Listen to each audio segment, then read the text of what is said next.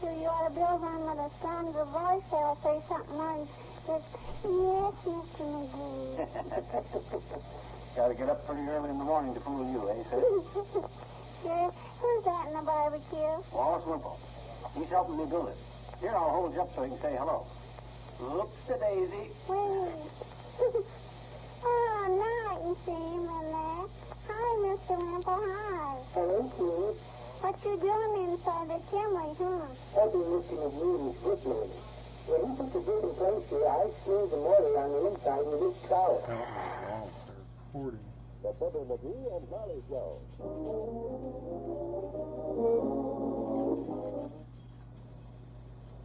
The Fibber McGee and Molly Show.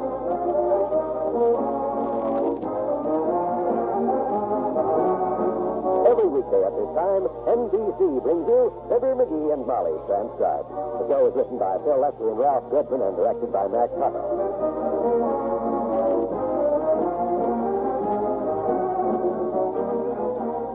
Fibber and Molly will be with you in a minute. If you have children of school age or children who will be entering the public school,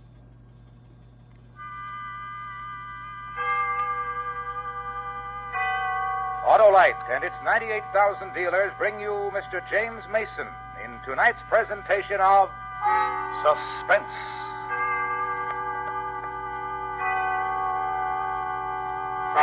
Tonight, Autolite presents the true story of Lord Essex's attempt to gain the throne of England from Queen Elizabeth. The dramatization is called The Queen's Ring. Our star, Mr. James Mason.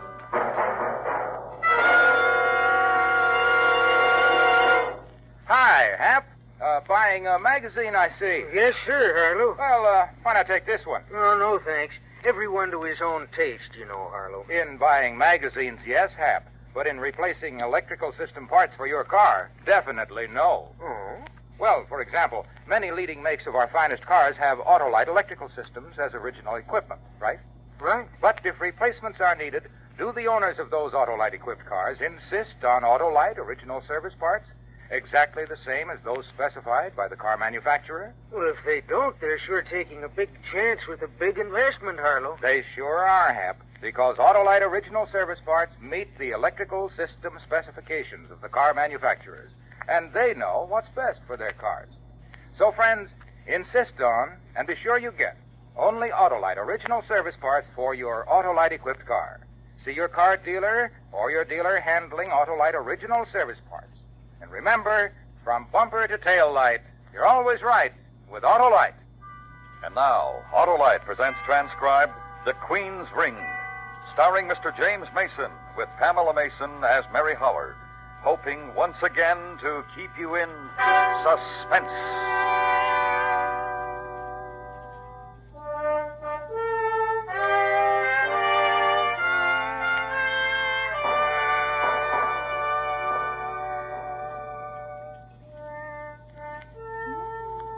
And of what stuff are you, my Lord Essex? Soldier, warrior, hero?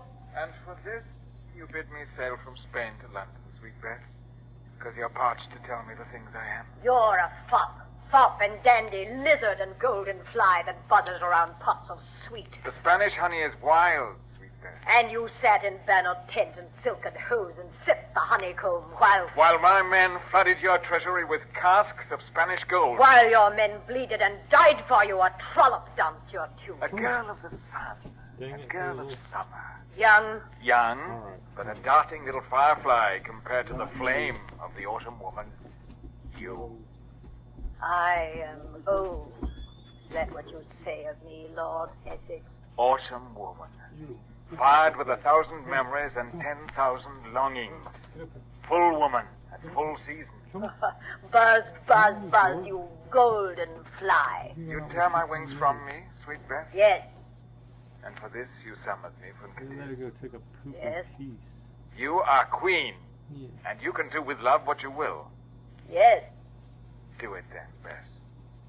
But gently, because your own winter and your own dying lies with me. There are rumors about your plot against me. You want my throne. What webs must I spin for your love, Bess girl? What trickeries? What young lovers' magics? It's you I want, Bess, girl. Not your throne. Traitor. Liar. Lover. Liar. And your lies fall sweet on the ears of an old woman. Do they now, Bess? And what matter to me if you call it false? Call it whatever you like. And let me... Stand from me, Essex. Bess. Golden Bess. Sweet. Stand from me, Essex. Oh, well. Good Queen's command, and women too also. You go to Ireland, my lord, Essex. What? Rebellion flares again in Ireland, and because you are loyal to me, you will trumpet men to yourself, and you will quaff it and extinguish it, and bring me their unconditional surrender. With blood again. And this time perhaps mine. Yes. Would you have me dead? If you are a traitor to me, sweet Robin, I would have you dead. Traitor with girls of summer. I will bejewel you with Ireland as I have with Cadiz. Your leave, Majesty. Majesty. Robin? Robin! Come to me. This ring. Take it from my finger. No, no, kiss not. Kiss not. Take it. And what is its symbol, sweet queen? Your life. The purchase back of your life when your queen is galled with Essex. For I know you'll trick me again. Bess. Silence. You will trick me, and it will be the last time. For I will send you to the gibbet, and you will die, except for the ring. Send it back to me then, and I will remember how with youth's tempest loved me sweet Robin, and I will give you back your life. Oh, go. Alexa, all lights off.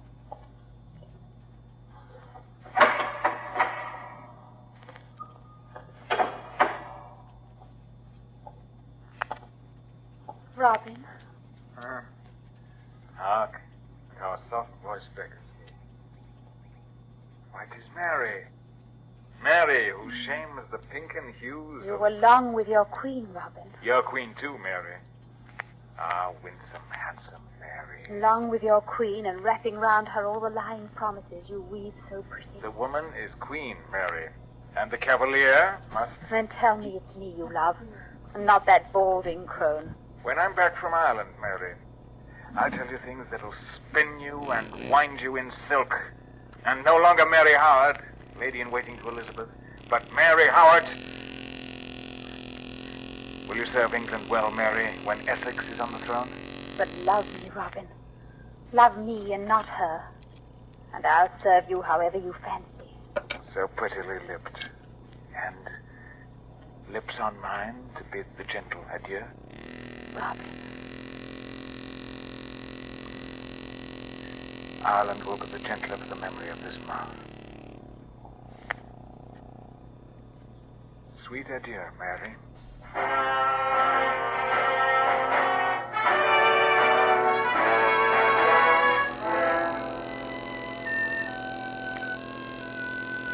Now consider it, Roger. Admit there's drama in it. Oh, there is. A city of Ireland cannoned to death because I ordered it. That's drama. I said it, Essex. I ordered it, and from a hill I watched it done. Which was all of my promise to Queen Bess. Roger. I want to hear no more of I it. tell you the plan I have. If Bess knew of it, she'd have you hung. Now, there's the crux of it, I suppose. Which of us will have the other hung? Will Bess hang me, or will I hang her? She's afraid of me. My success is here in Ireland, and the crowds at home saying my name too much, too happy. My Queen Bess frightened. I call your plan treachery. If I should wear the crown of England, And not Elizabeth. if I should wear it, and not Elizabeth, Surely you'll die for these thoughts. which is the point in which you are incorrect. Not surely I will die for it, perhaps I will die for it. This ring, Roger. Do not forget this ring. It ensures my life. I can mock her, or try to usurp her throne. This ring This ring, it buys back my life. But what horseman is that so close? I will see. Halt! Halt, or I kill you and horse, Irishman. No, horse? Sword to slit your throat, Irishman. And tell me, what do you here at the tent of Essex? To speak with him. To entreat him. You are coward and you flee from battle To speak with the Lord Essex. And to parley with him. Of what? Of truth. The Irish blood flows thin. Dismount then, coward. Throw your sword to earth. I take you to your Lord Essex.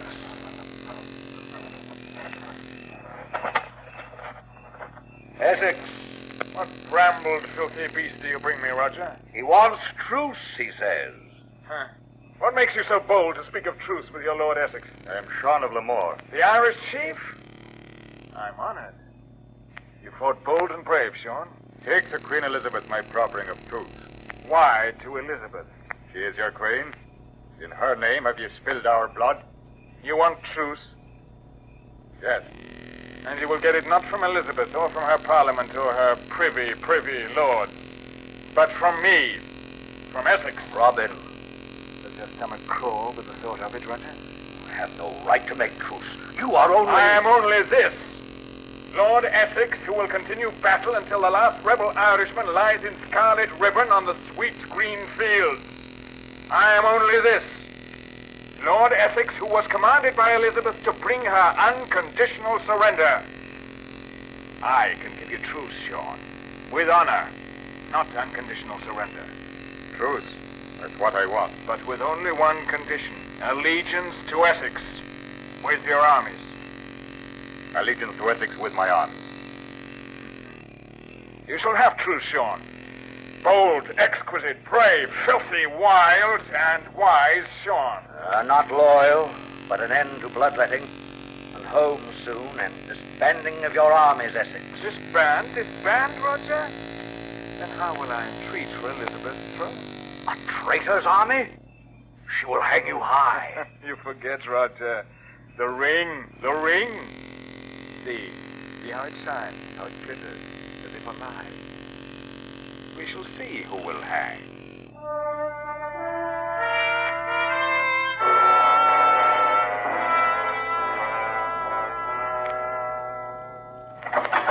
In with you, my lord. Now, good Bess. Up! Rise! Let me look at you. Traitor! Vile and treacherous man! How good to feel again your fingers on my cheek. The effrontery of you. To march an army on London. Ragged band that deserted at the first shot. What did you hope to gain? Applause? Cheers? Say what you mean, Bess. 'Tis your crown I wish. Tell me you are suddenly insane and I'll sign your death warrant with tears. 'Tis your crown, Bess. And yourself, what I want. These two, and I would be master of England. And one without the other. Let me not think of you as a man whose tongue was plucked from its roots because of vile lies. Only truth, Bess. The crown. And women. And I shall have them. Indeed. I touch your throat, Robin. Your dear throat. Where tomorrow the rope will be. Your dear throat and the cruel rope. Noon and the hanging rope. Jailer! To the dungeon with him! Tomorrow he hangs. Come, my lord. Wait! Robin, Good Bess. have you nothing to say to me? To give to me? Nothing.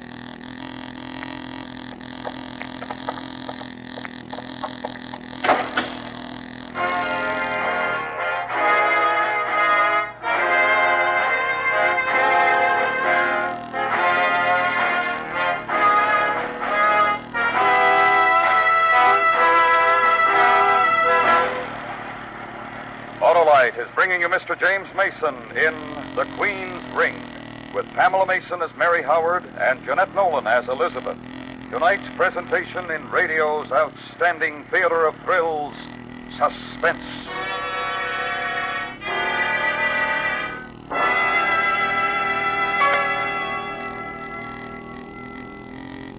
Say, Hap, if a reader asked for a sports magazine, would he let the man substitute detective stories? Why, of course not, Harlow. Yet many magazine readers will stand for substitute parts in the vital electrical system of their Autolite-equipped cars. But why, Harlow? Well, Hap, I guess it's because readers can easily see what's inside the cover of a magazine, but not what's under the hood of the car. But it's simple, Harlow. Just insist on Autolite original service parts for your Autolite-equipped car, and then you can't go wrong. Right, Hap. Autolite original service parts meet the exact specifications of leading car manufacturers who specify Autolite electrical systems as original equipment. That means they fit and work as a balanced team with the rest of the electrical system to give you the smoothest performance money can buy. You don't take substitutes in magazines, so why take them for your car? Yes, friends, be sure you get what's best for your Autolite-equipped car. See your car dealer or your dealer handling Autolite original service parts. And remember, from bumper to tail light, you're always right with Autolite. And now, Autolite brings back to our Hollywood soundstage Mr. James Mason with Pamela Mason and Jeanette Nolan in Elliot Lewis's production of The Queen's Ring, a tale well calculated to keep you in suspense.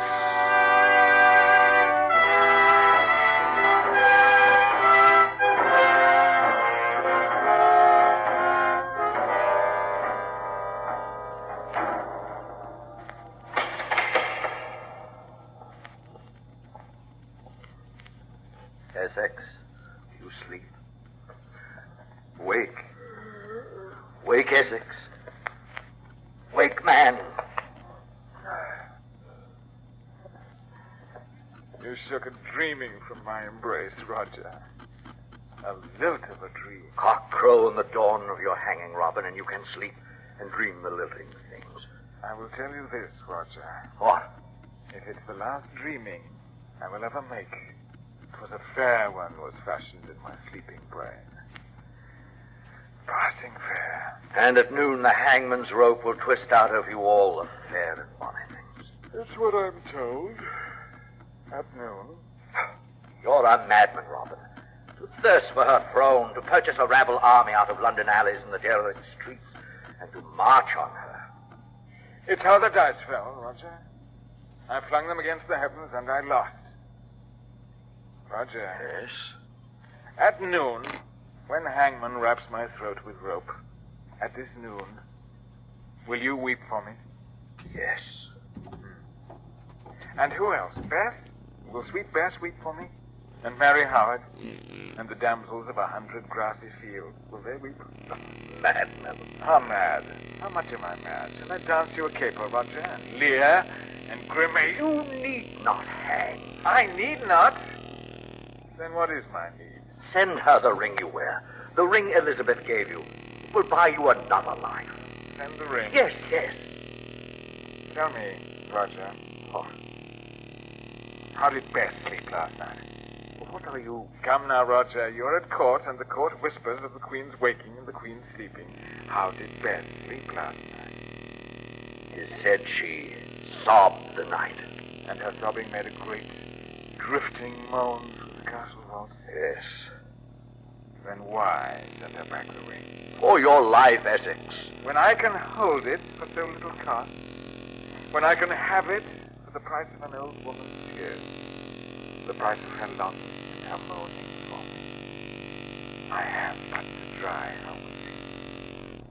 And I do not pray out of my pride, or beggar-wise crawl to her and hold out a puny ring and ask the alms for my life. It is a sparkling ring worth 1,000 sapphire pounds. She will not have it back from me, and I will not hang. Robin. Tell Elizabeth this, that at her age she cannot weather more tears, nor night sobbing, else she becomes a hag at the crone, and sits on England like a bony desert bird. Without Essex. Without me. Go to. Tell her that, sweet friend.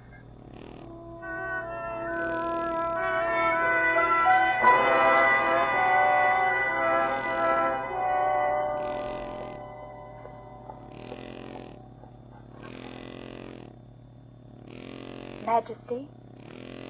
Lady Mary? Yes? Arise. Come to me. Lean your face to me. I will touch it. Oh, feel a silken youth to your cheek. Bright eyes. Scarlet, fulsome lips. Now, put your hand to my face. Tell me what your fingers feel. Your Highness. Do it. Touch here the wrinkle. Here the hollow cheek and the dry, parched lips. What, Mary, you cannot? Why can you not? Please, Your Highness, I'll tell you why you cannot. Because age and dying lie deep against my cheek. Here where the tears are flooded. Here where the lip was fit, so bleeding. For Lord Essex? For Robin. For Lord Essex. And yet in a space of hours you will hang him? He could fall from his pride and live. How, Majesty? He has entreated you not? He has pleaded not for his life? How will Robin live? He has but to send me the ring I gave him. What ring? Mine that he wears. I told him he could purchase back his life with it, and forgiveness. No matter what dying I commanded him. And he has not sent it to you? No.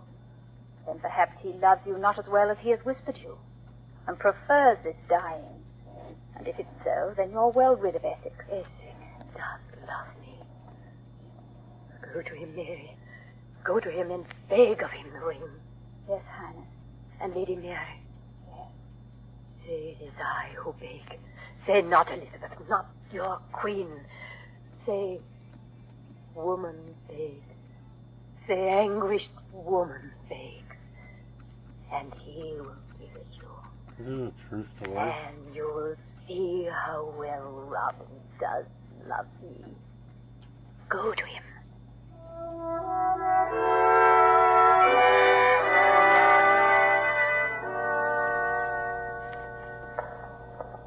The time is soon for his leading out, and he is dying, my Lady Mary.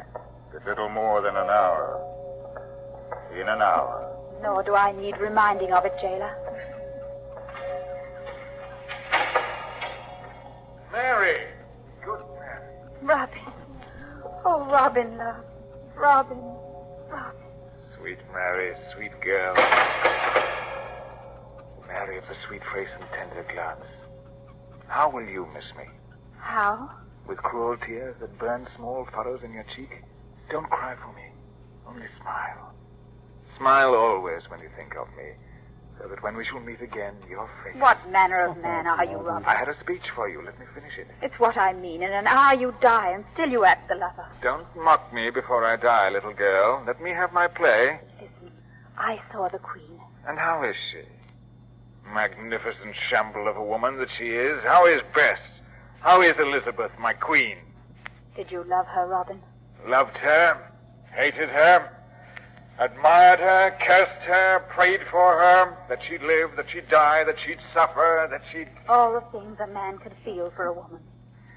You said you saw her. What of it? She said she'd given you a ring. Mary. Don't gentle me, Robin, nor touch me now. But if you want the truth, I love only you. On your word? On my heart, Mary, that have in it only you. Then listen. She said she gave you a ring and a promise. Whatever happened, she would forgive me, she said. Return the ring to her, Robin. No matter what, she said. Such as leading an army upon her for her crown. Coward army. That ring you wear? The very ring. Let me give it to her. I do not think so. She prays for it, Robin. She sent me for it. Oh? Why can't she You just bring do it to that? her, and she will Kill release him. you, and you will not die, and there will be no more. No more what? There will be peace then. No more fighting, and... And no more what? Oh, the ring, dear Robin. Mary. The ring. Yes, yes, here. Here, take it. Mary. Yes. You're right. Suddenly the thought of dying has no savor in it. I could rule England with her as man and wife. Take the ring. Go to her. Tell her she's won. Jailer! Jailer, open! Quickly, Mary. Go to her. Give her the ring. Go.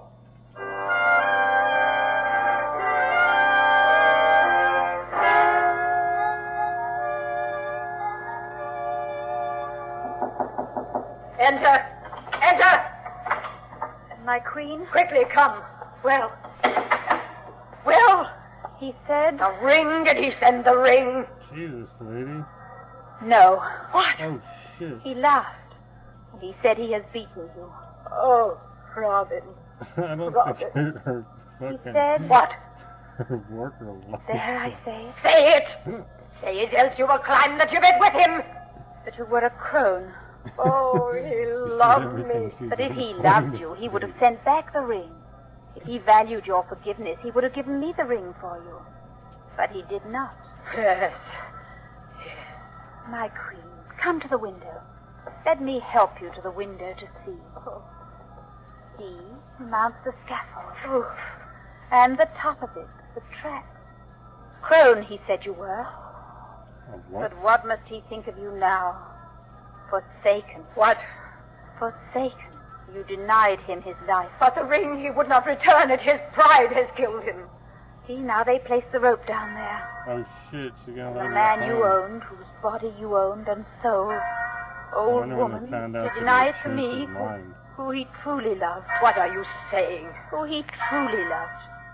And he must die for it. But that is the only way I can triumph over both of you. You?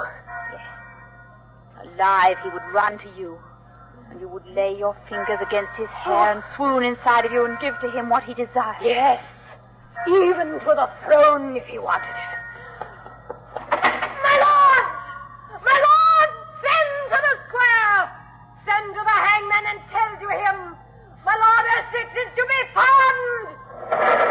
Robin! Oh, brave Robin! Put the hair on that, I couldn't tell. I'd say he was dead. I lied to you, my queen. Oh, shit. He asked me to give you this. Oh, shit. That girl really didn't like the queen.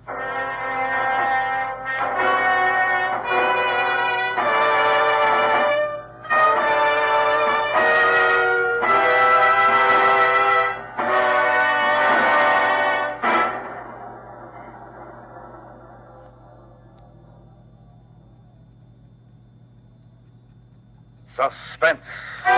Presented by Autolite. Tonight's star, Mr. James Mason. This is Harlow Wilcox speaking for Autolite, the world's largest independent manufacturer of automotive electrical equipment. In 28 plants from coast to coast, Autolite makes over 400 products for cars, trucks, tractors, planes, boats, and industry. These products include bumpers, die castings, industrial thermometers, batteries such as the famous Autolite Stay Full, ignition-engineered Autolite spark plugs, both standard and resistor types, voltage regulators, wire and battery cable, Autolite Bullseye sealed beam units, and Autolite original service parts for all Autolite electrical systems. Autolite is proud to serve the greatest names in the industry. So, from bumper to tail light, you're always right with Autolite.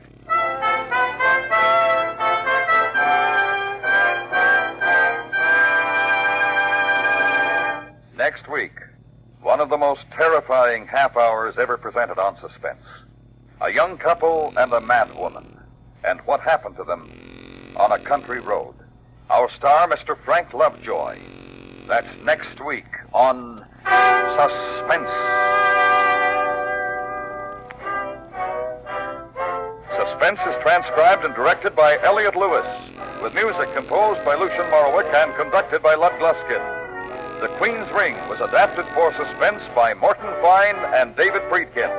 In tonight's story, Jeanette Nolan was heard as Elizabeth and Pamela Mason as Mary. Featured in the cast were Joseph Kearns and Ben Wright. James Mason may currently be seen starring in the United Artists picture The Man Between. And remember, next week, Mr. Frank Lovejoy in On a Country Road.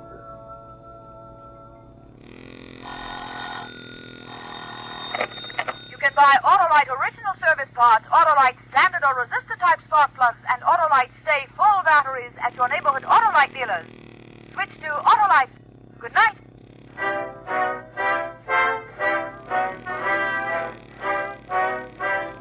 This is the CBS Radio Network.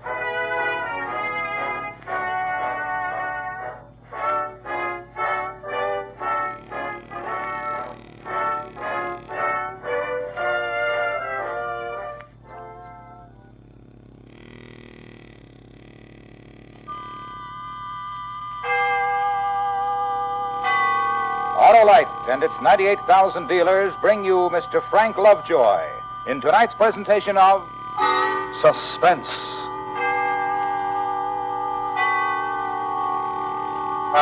Tonight, Autolite presents one of the most terrifying half hours ever presented on Suspense. A young couple and a mad woman, and what happened to them on a country road. Our star, Mr. Frank Lovejoy.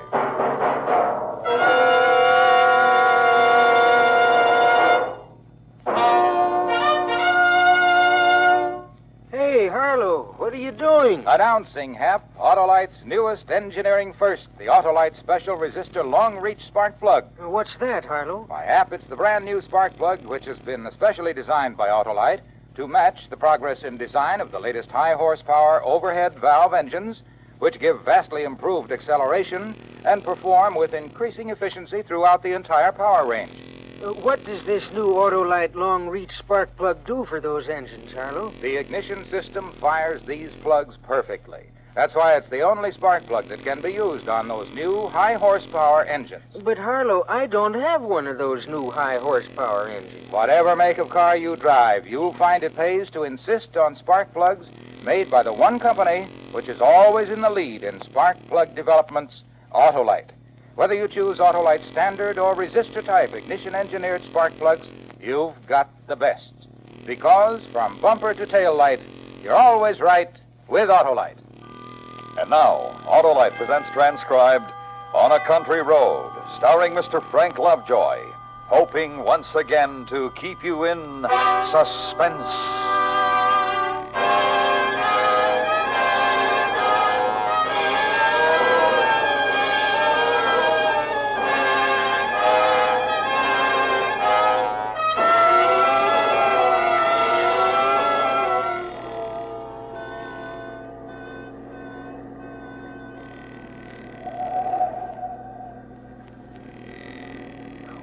Relax, David. We're in no hurry to get home.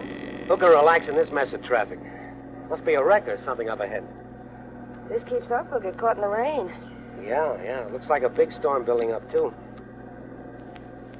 Hey, remember that shortcut? Which one?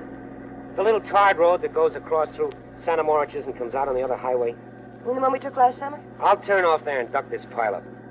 I'd like to get as far as possible before that storm hits.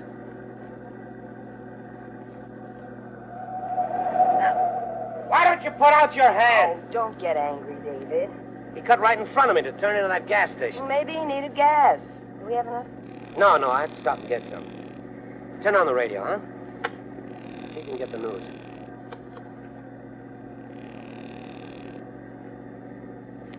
Police this afternoon issued 2 warnings to all residents of Long Island to be on the lookout for Nellie Goller, a middle-aged woman described as dangerous and insane. What? She escaped this morning from Restview Mental Hospital after fatally butchering a doctor, a nurse, and a ward attendant with a meat cleaver. This is the same Nellie Goller who a year ago murdered 3 persons on a Brooklyn street, also using a meat cleaver as a weapon at that time. This station will broadcast a full description on our regular newscast, which follows in just a few moments. Ah, my mother-in-law. Anyone who may know the I'm whereabouts kidding. of this woman At least we aren't the only communicate crazy with people on Long Police. Island. Why'd you change it? I don't want to hear anymore. Why don't they just put her to sleep instead of locking her up where she can escape and kill more people? Who? The woman they were talking about on the radio. Oh, she can't help what she does. She's sick. What good does that do the people who get chopped up with a meat cleaver?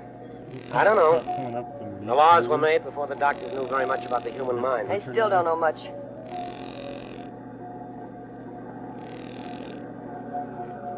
Oh, I see what it is. There's a roadblock up ahead. What's happened? I don't know. Cops all over the road. Yeah, there's Hey, I'll some bet way they're of looking the for that meat crazy cleaver woman. and everybody. Yeah, I guess so.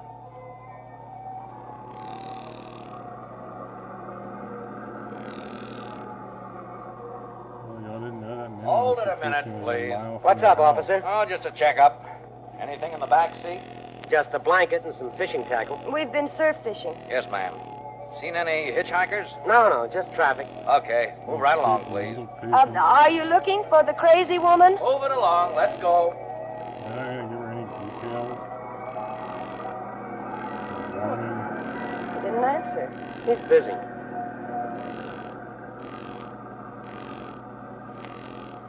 What are you doing? All residents and motorists on Long Island are warned to be on the alert for the escaped insane woman who is somewhere on the island. She is described as tall, broad-shouldered, gray-haired, and rather heavy. She may still be armed with a meat cleaver. 100 men are searching the area, and they are prepared to shoot on sight. Here's another bulletin on the case which just came in. Just a few minutes ago, the decapitated bodies of an elderly man and woman were found by police near Center Moriches on Long Here's Island. that shortcut. I'll repeat that. The bodies of an elderly couple have just been This'll get us found out in of their that car traffic. near Center Moriches on a lonely tarred road. Police are certain they were killed by Nellie Goller, the insane woman now at large. Residents of the area are warned not to open their doors to strangers. Motorists are cautioned to stay off lonely roads and not to pick up any hitchhikers. All persons are asked to be on the lookout for this woman. Here is her description again. They haven't She is caught her tall, yet. gray-haired, No. broad-shouldered, Turn it off, and Doris. long-armed. Thought you wanted to hear it. That's enough of it. Which she This shortcut will save us a lot of time. You turned off the highway. Sure. I told you when I did it. We've come over a mile already. Save us a lot of time. But didn't you hear what the radio said about staying off lonely roads? We just have to go across to the other highway. It won't take long. Are you sure? Well, of course. We go past Santa Moriches and take the left road and come out right by the highway bridge. Santa Moriches. That's where she just killed those two people. Oh, Dorothy, stop acting like a child. What can happen to us while we're driving? Besides, the whole island is full of men looking for this lunatic. They'll catch her. It's just a storm. You're jumpy. Yes, I'm silly. David, What? gas gauge says empty. There's still a couple of gallons left when it points to empty. How long has it said empty? I don't know. I'll get gas when we get across to the other highway. David, I'm scared. Relax, honey. Rain and wind always made you nervous as a cat.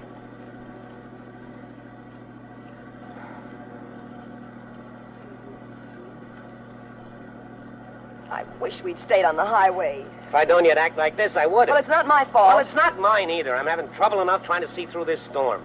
Oh, David, what are we fighting about? I don't know.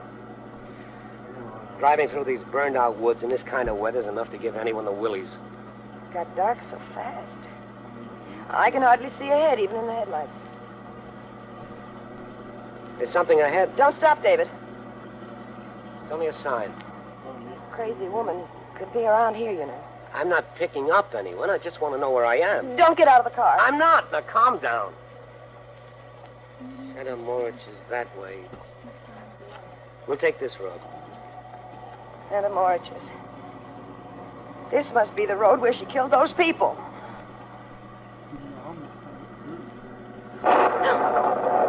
Dorothy, please. I'm sorry I'm jumpy. Turn on the radio. What a desolate road. Haven't passed a house yet, just miles of woods on both sides of us. So dark we wouldn't have seen one if it were there. This rain seems to be getting worse. motorists in the area are warned not to open their car doors. David. Oh, now stop it, Dorothy. That's why the police had a roadblock by this road. That crazy woman might be anywhere in these woods. But not necessarily where we are.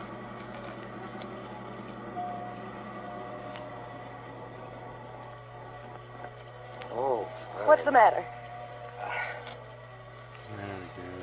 What a place to run out of gas. She told you. You mean we're stuck here? Well, for the time being, anyway. The crazy woman is in the woods. She'll kill us. She's nowhere near us. Now, calm down. David, quick, turn off your headlights. Why?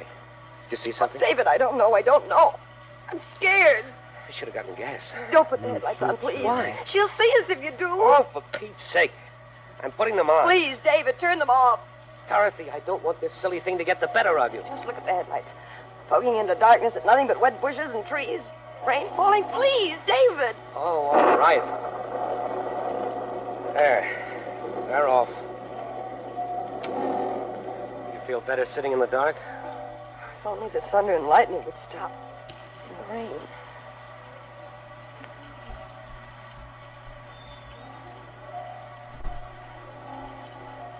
Look, Dorothy, there's no sense sitting here all night.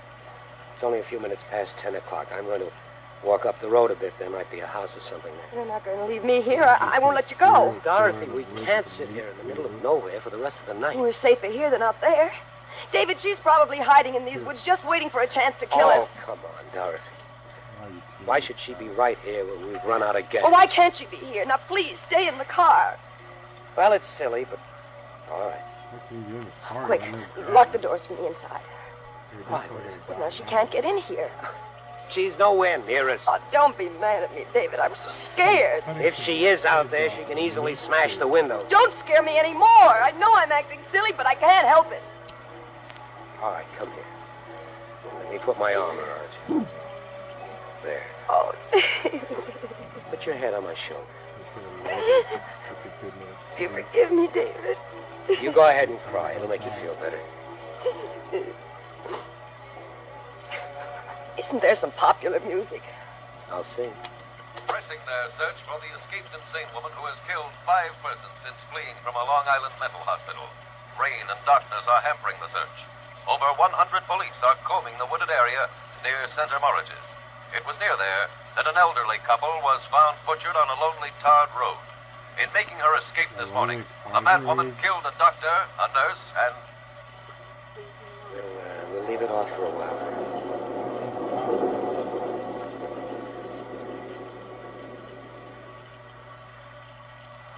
So quiet and lonely here. Wish it were morning. Look, Dorothy, I'll run up the road. There might be a house. No, David, please. David, listen. You hear that? What? I don't hear anything. There it is. I don't hear... It's a dog. It's a little dog barking. David. I guess it's only a lost dog. Or maybe there's a house nearby. Oh, the crazy woman. Crazy woman found a dog already? David, she's out there. Something hit the back of the car. It's her. She'll kill us. The door locked on your Yes, side? yes. What if she breaks the window? She's got a cleaver. No shit. Then why are you in the car? In that flash of lightning, I saw somebody. Is it the crazy woman? I can't tell. She's lying on the road. Can you see her? Is she still there? It's too dark to see. I'll have to wait for the lightning.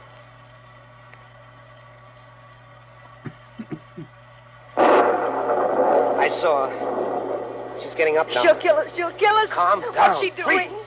I don't know. She must have been running. Throw the tire iron. She didn't see the car and ran right into Kick it. her ass.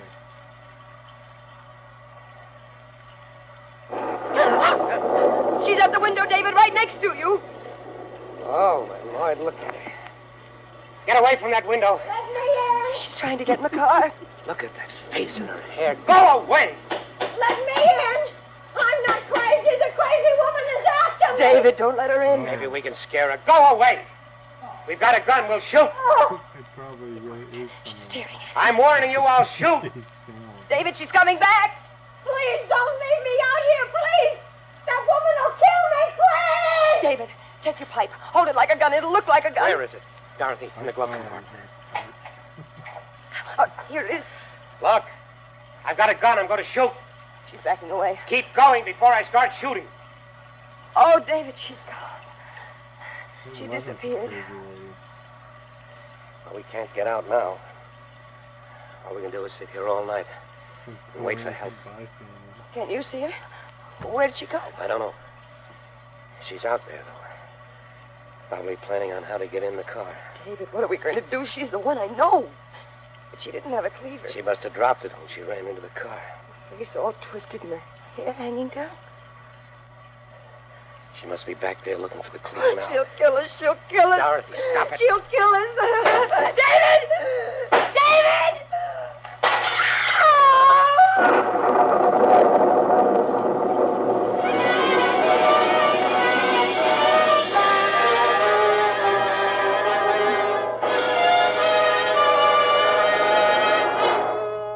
Autolite is bringing you Mr. Frank Lovejoy with Joan Banks and Jeanette Nolan in On a Country Road.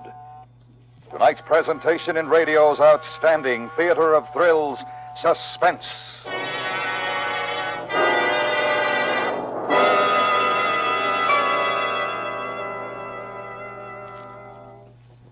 Say, Harlow, about this new Autolite special resistor long-reach spark plug for today's high-horsepower overhead valve engines. Yes, Hap. Does it look like a regular spark plug? Well, almost, Hap, except that it's longer where it fits into the cylinder head. What's different inside, Harlow? Well, Hap, because of the location of the heat-conducting seal, the new Autolite long-reach spark plug can be easily installed. It cools uniformly and performs exactly as designed for its entire long life. But I can't get a set of these new spark plugs for my car, eh, Harlow? Only if you own one of the brand new cars with a higher horsepower overhead valve engine, Hap. But you can get world-famous Autolite standard or resistor spark plugs. They're built by the same ignition engineers who designed the new Autolite special resistor long-reach spark plug and other great Autolite firsts. When you insist on ignition-engineered Autolite spark plugs, you're getting the best money can buy, because from bumper to tail light, you're always right with Autolite. And now, Autolite brings back to our Hollywood soundstage Mr. Frank Lovejoy with Joan Banks and Jeanette Nolan in Elliott Lewis's production of On a Country Road, a tale well calculated to keep you in suspense.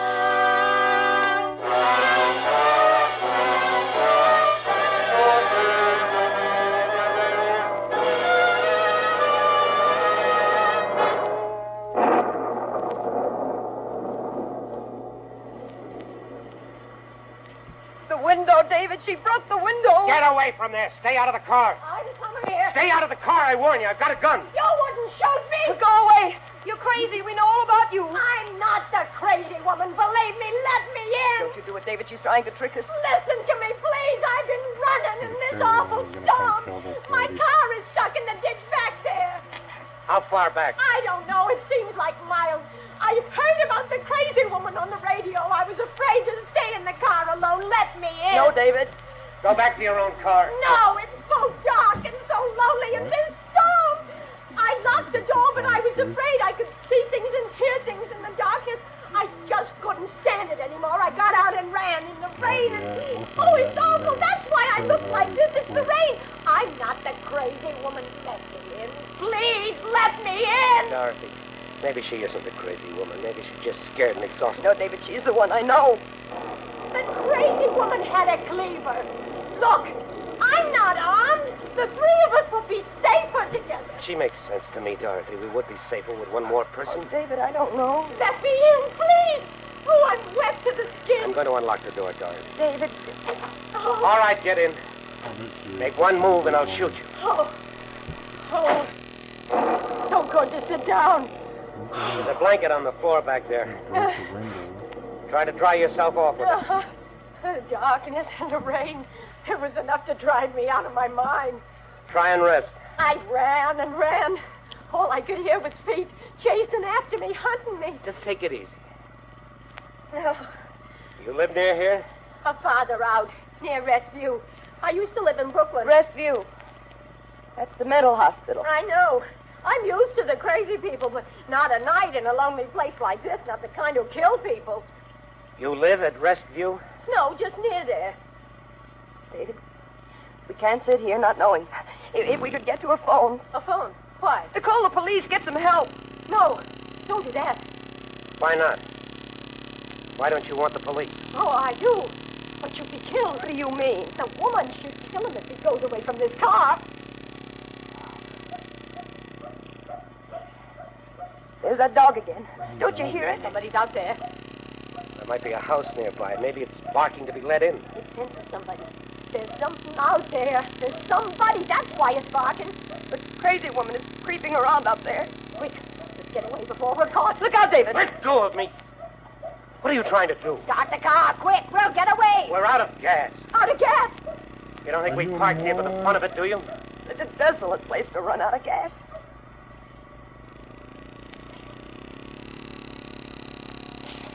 Stop barking. What does it mean? David, we're so helpless.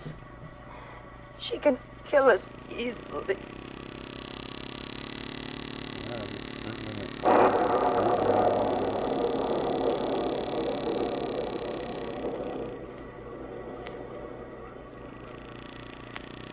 You can't just sit here.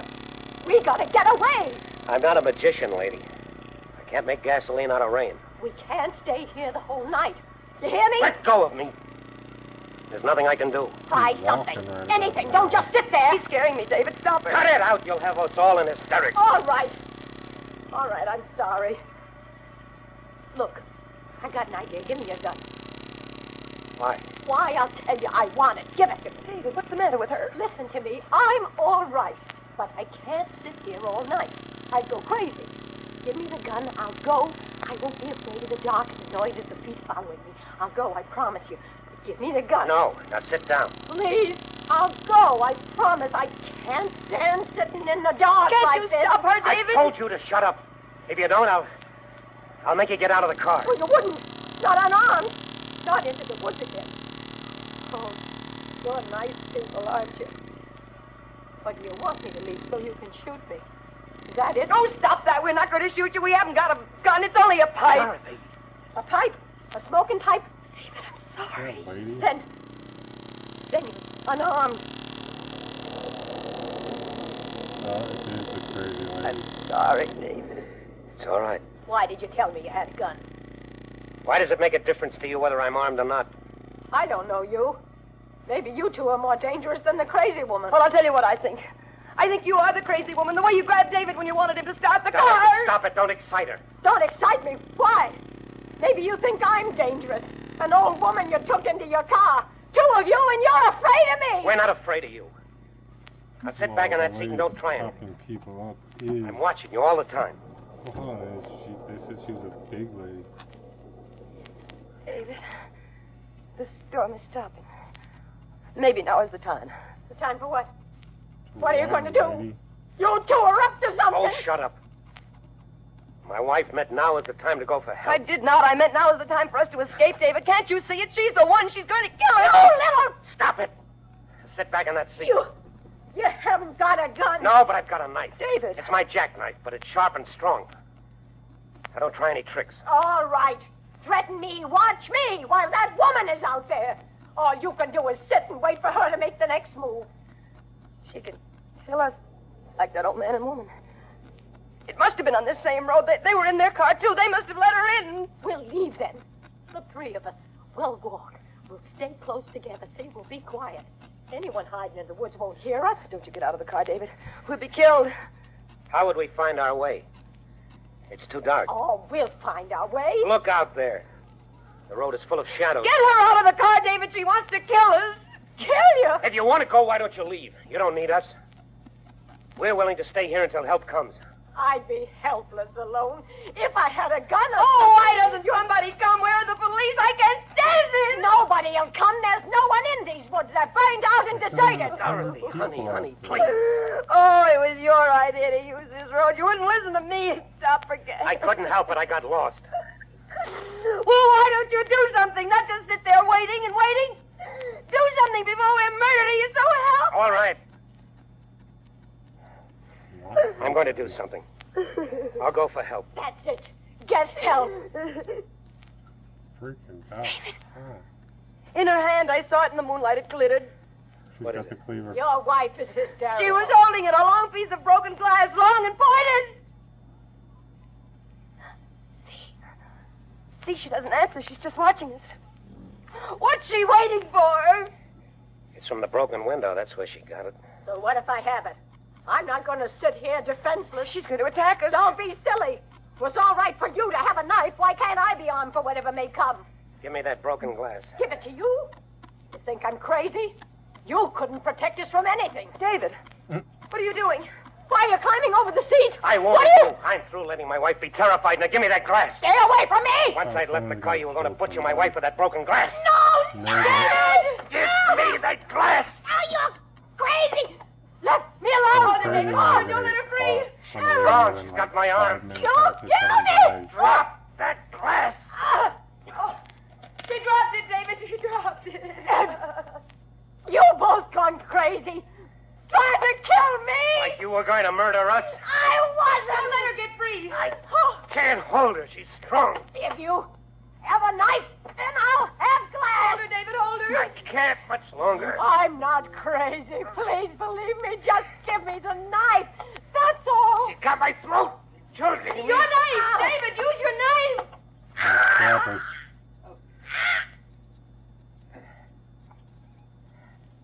Oh, she's dead. David, you killed her. Oh. David, you killed the crazy woman. I couldn't help it. She was choking me. You're covered with blood. She was going to kill us. Oh. Lights. The car is coming. Help's coming. Oh, my God. What are the chances?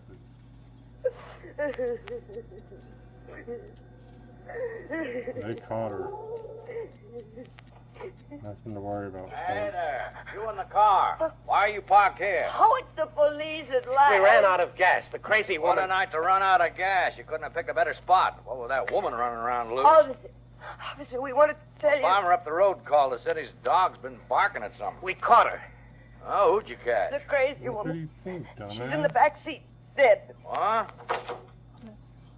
It's not her. We just called her 10 minutes. Oh, she's alive. Badly hurt, though. She was trying to kill us. We fought. Well, we'll get her to a hospital. You come with me. It's lucky you didn't kill her. We captured that crazy woman a half hour ago. I don't know who this lady is. Poor Come on. Give me a hand with her.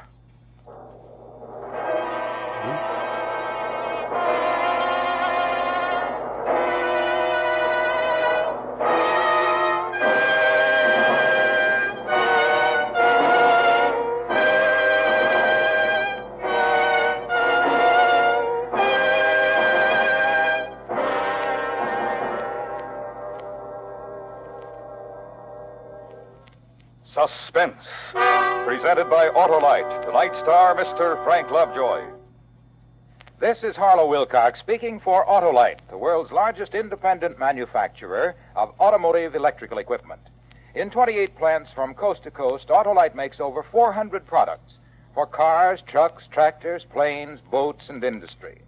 These products include batteries such as the famous Autolite Stay Full, ignition-engineered Autolite spark plugs, both standard and resistor types, voltage regulators, wire and battery cable, Autolite Bullseye sealed beam units, and Autolite original service parts for all Autolite electrical systems.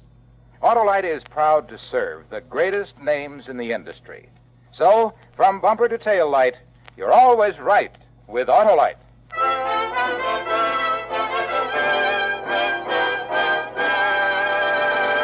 Next week, a story based on fact as we examine a city in terror of its life. A dramatic report which we call One Man Crime Wave. Our star, Mr. Dana Andrews. That's next week on Suspense. Suspense is transcribed and directed by Elliot Lewis, with music composed by Lucian Morowick and conducted by Lud Gluskin. On a Country Road was written for Suspense by Walter Bazar. In tonight's story, Joan Banks was heard as Dorothy and Jeanette Nolan as the woman. Featured in the cast were Joseph Kearns and William Woodson. Frank Lovejoy will be seen starring in the forthcoming United Artists Technicolor picture, Beachhead. You can buy Autolite standard or resistor type spark plugs, Autolite original service parts, and Autolite Stay Full batteries at your neighborhood Autolite dealers. Switch to Autolite. Good night.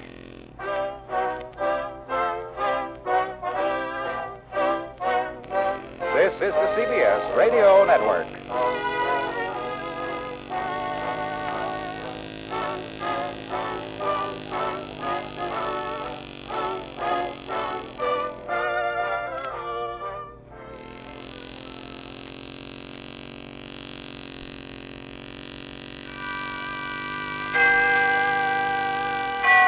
Autolite and its 98,000 dealers bring you Mr. Dana Andrews in tonight's presentation of Suspense.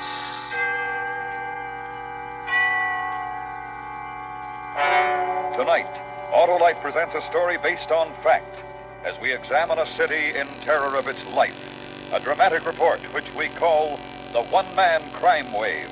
Our star, Mr. Dana Andrews.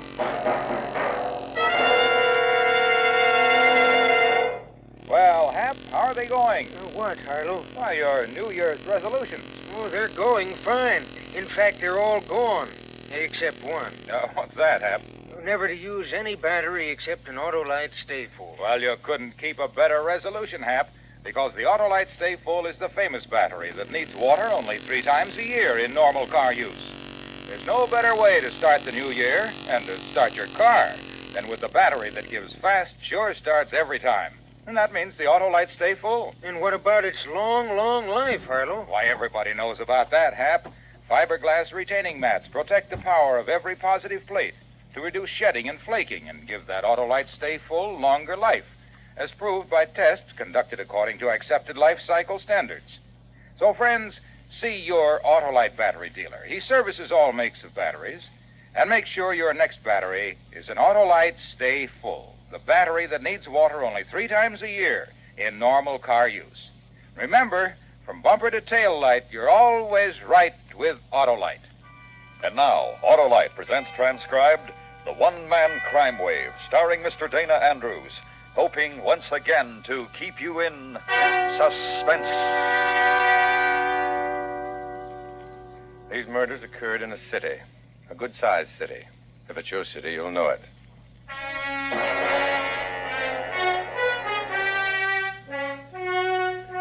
Take murder, and take carefully into consideration the results of the crime.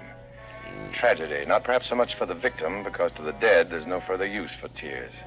Tragedy, though, for those who are left to mourn, and fear if it happened to your next-door neighbor, the friendly man or woman, the ones with kids, the ones with a big hello and a comfortable approach to living. The fear because it was next door and might have been you. It began on a Tuesday night, senseless, frightened. It happened in a city, and the city began to live in fear for what was to follow. Sergeant Farron? Yeah? I'm Driscoll. I was told to report to you for duty. Oh, sure, you're the new man. Yes, sir. Okay. Come on, there's been a killing over on East Bay. Woman in the street, stabbed.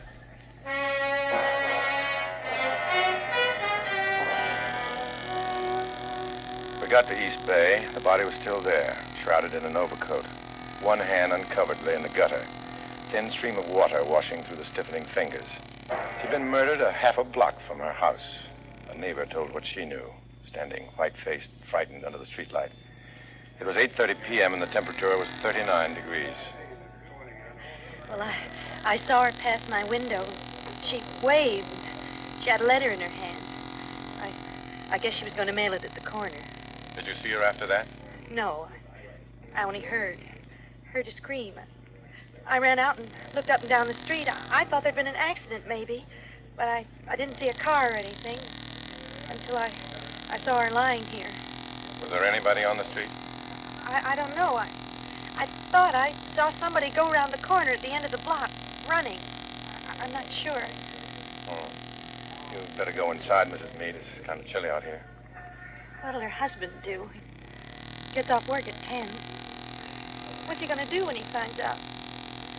Those nice kids. What are they going to do?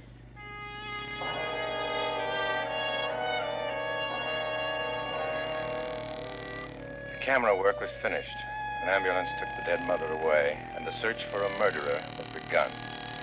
I roughed out the first report, and Driscoll filled in the details. They were not released to the press. The husband of the deceased was questioned. His replies were all negative.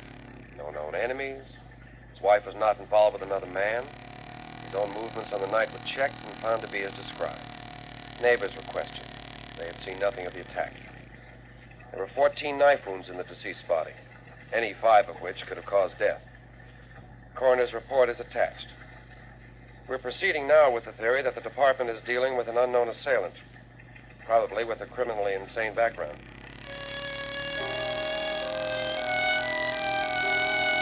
The killer, if he were criminally insane, would strike again. He did. It was on Thursday. There'd been a light snowfall during the day, and as evening came, the temperature dropped lower, leaving a thin covering of crystals on the ground. It was 10 p.m. The street, Washington. A woman of 37 was returning to her apartment. She was a waitress at the Gold Rush restaurant. She was between 2 lampposts in semi-light when a man stepped out from a doorway. He didn't give her a chance. She was alive when they got her to the hospital. She was alive when I went into the White Room to question her. She told me what she could remember, weakly, frightened of what had happened and of what was going to happen. You think you're strong enough to tell me a couple of things, then? I'll try. Can you describe it? Well, he was about your height. Maybe a little shorter. Kind of heavy set. His eyebrows go across the middle. Funny eyes. What complexion? Dark, I guess. Dark. Any scars? I didn't see. Can you remember how he was dressed? I don't know. I was scared. There was an overcoat. I don't remember. And he had a hat. Kind of a regular hat. All right. You said you told him a man was coming down the street. Yeah. I thought I'd scare him. He'd turn around. I could run. That's when he... Yeah. Is there anything else you can remember about this fellow? No. Hey, hold my hand, will you? Sure. Thanks. Try to remember something now. What color was the overcoat? I told you. I don't know. It was maybe dark gray or brown. I was scared. I was... That's all right. It might come to you later. Just one more thing. Miss.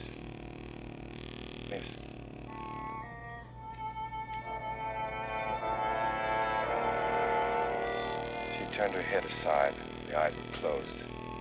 I held her hand, and it was the last knowing thing in her life. She died. Quietly, unprotesting. I went back to the office and called in Driscoll. We had coffee set up. Drank it steaming. I'm going to give it out to the papers. This guy's a nut. He'll keep on killing until we catch him. Best to warn the women about walking alone at night. Yes, sir. What about the description? Well, it's enough for a start. We'll contact institutions, go over our files. We can get to work on that now. Okay, Sergeant. Oh, by the way, did they get any footprints in the snow? No. By the time I got there, 50 people had trampled it all up. For the time being, anyway, we'll have to go on luck, unless we come up with something. That's the trouble with killings like this. City this size, you have a tough time finding a murderer unless he's got a record or a motive. Well, he's nuts. That's his motive, I guess. We'll have to wait for the record.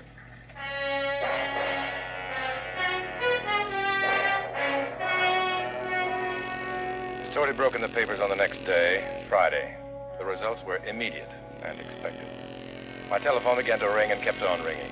Crackpots, people who had seen a man they thought answered the general description of the murderer. They'd seen him in a dozen different places at the same time. And they knew more about him than we did, because we had nothing to go on. You've got a lot of patience, Sergeant. I don't know how you take it. Well, I look at it this way. There's always one call that's the real thing. Can't afford to take any chances. This guy's done 2 killings on opposite sides of the city. That makes it even worse. He's not killing in a pattern. And he might do it again somewhere else. Until we get a lead, I'll listen to anybody who's got something to say. Get me a pack of cigarettes out of my coat, will you, Driscoll? Yes, sir. Homicide, Sergeant Faring. Yes, ma'am. That's right, ma'am. Yes, ma'am, I'm in charge.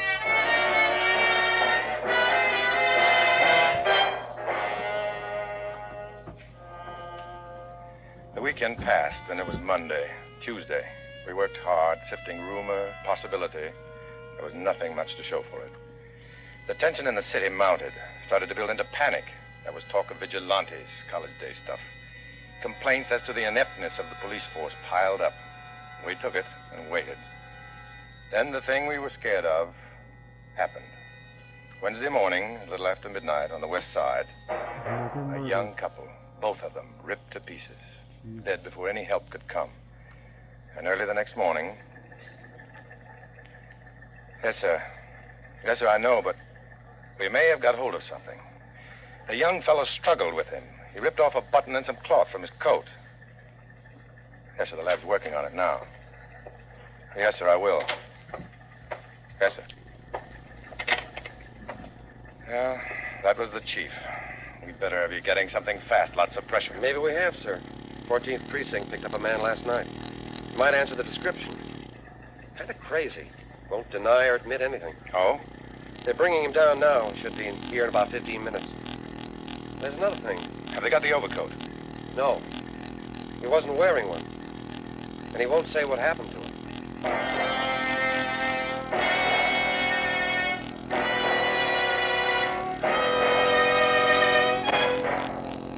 Autolite is bringing you Mr. Dana Andrews in The One-Man Crime Wave. Tonight's presentation in radio's outstanding theater of thrills, Suspense.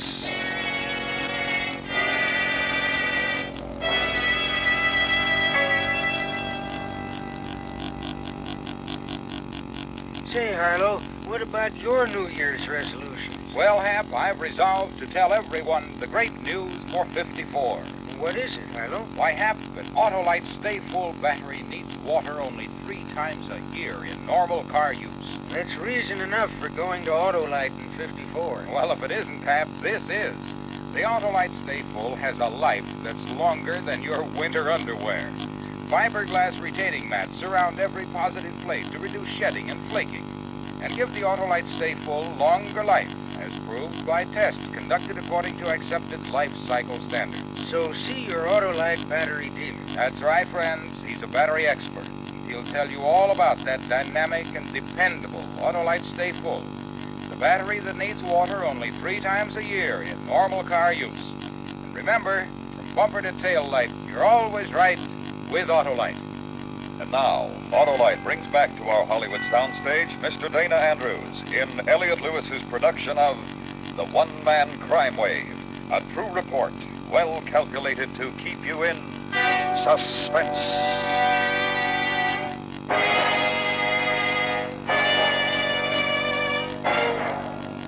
The man was brought into my office on Thursday morning. His name was Frederick Sorensen. He'd been picked up 10 blocks from the scene of the crime 2 hours after it had been committed. He appeared to be drunk, and although the temperature was in the low 30s, he wore no overcoat. In general, his features answered the vague description given by the dead waitress. He sat with his head lowered, sullen, ignoring the coffee by his side. Well, you're not under arrest, Mr. Sorensen. This is just a routine questioning. It's like the Germans or the Russians. Man's walking along, and he's arrested just like that. If you'll answer a few questions, sir, you can be on your way. Well, what am I supposed to have done? What? Can you tell me where you were this morning a little after midnight? In a bar, I guess. I don't remember. Any particular bar? Well, there were 2 or 3. I got problems. I was drunk last night. Will you try to remember the names of the bars? I don't know. Well, the Star, I guess, over on Manchester. Well, once in a while I go into the Astor. I guess I did last night. I was pretty drunk. You got no right to arrest me. You're not under arrest, Mr. Sorensen. What happened to your overcoat? I don't know. I had it on when I left my apartment. I took it off in one of the bars and forgot it.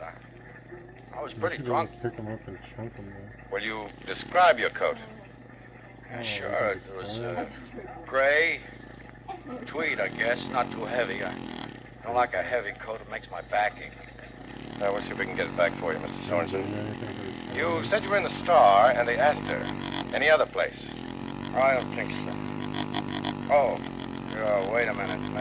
Maybe the joint over on William Street, opposite the big hotel. You know, the McDonald's Bar and Grill? Oh, yeah, that's the one. I think so. I don't know. I'm not sure. Hey, look, I'm answering all these questions. What am I supposed to have done? 2 people were killed just after midnight last night, a few blocks from where you were picked up. It's our job to investigate anybody who might know something about it. I don't know anything. When the officers questioned you, you refused to answer. They asked you if you knew about the murders, and you said, I'm not saying yes, and I'm not saying no. I'm not saying anything. Do you remember that, Mr. Sorensen? No. I was drunk. You ever get drunk and try to remember what you said? I didn't even know what they were talking about. I didn't kill anybody. I got enough problems without killing somebody. All right, Mr. Sorensen. I'd like you to wait in there for a while until we check on some of these things. Have you had any records? No. We'll have some set up. Hey, listen, if I'm not under arrest, how come I gotta stay here? As a good citizen, Mr. Sorensen, I'm sure you want to help in every way to catch the murderer. Sure, but I don't... You're helping then by staying in there until I get back.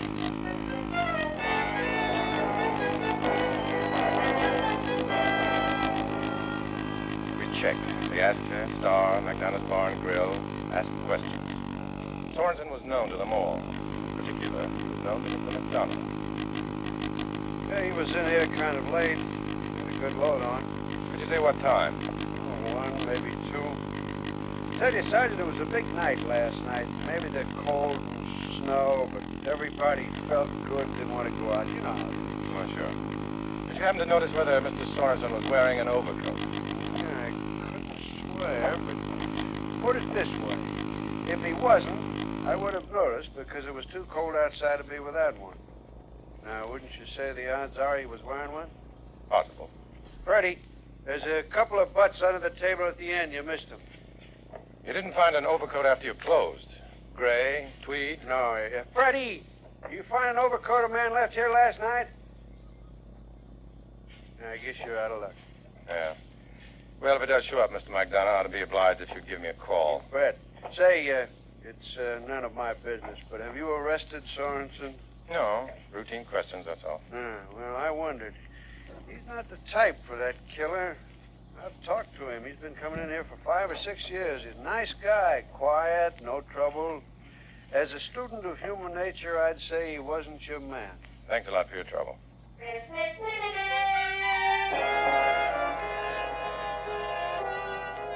We checked some more. Sorensen's apartment, neighbors. Found nothing. The man was quiet, but well-liked. The overcoat had disappeared. And since his alibi held up, we didn't have much choice. You've been cooperative, Mr. Sorensen. Thank you. That's okay. Hey, did you find my overcoat? I'm afraid not, but if we do, we'll let you know. I'd sure hate to lose it. All right. Want me to go now? Yeah. I'm sorry for the inconvenience. All right. That's okay. Hope you get that guy.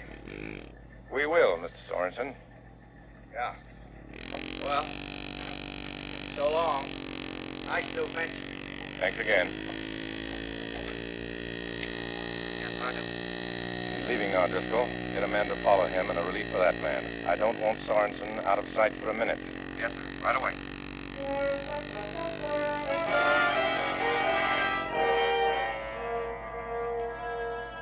They followed him for a week. The only thing he did to be noted was to buy a new overcoat. I summed up our progress for the chief, and it wasn't much. Thanks. Well, sir, he's a suspect, but he's a weak one. We checked pretty carefully. He works for a lumber yard. Been there 9 years. No financial problems. He was married, but he got a divorce 3 years ago. His ex-wife says he was all right, kind of moody sometimes, but no big thing. Just wanted to live alone. Didn't want to be married, so she gave him a divorce. There wasn't another woman as far as she knew.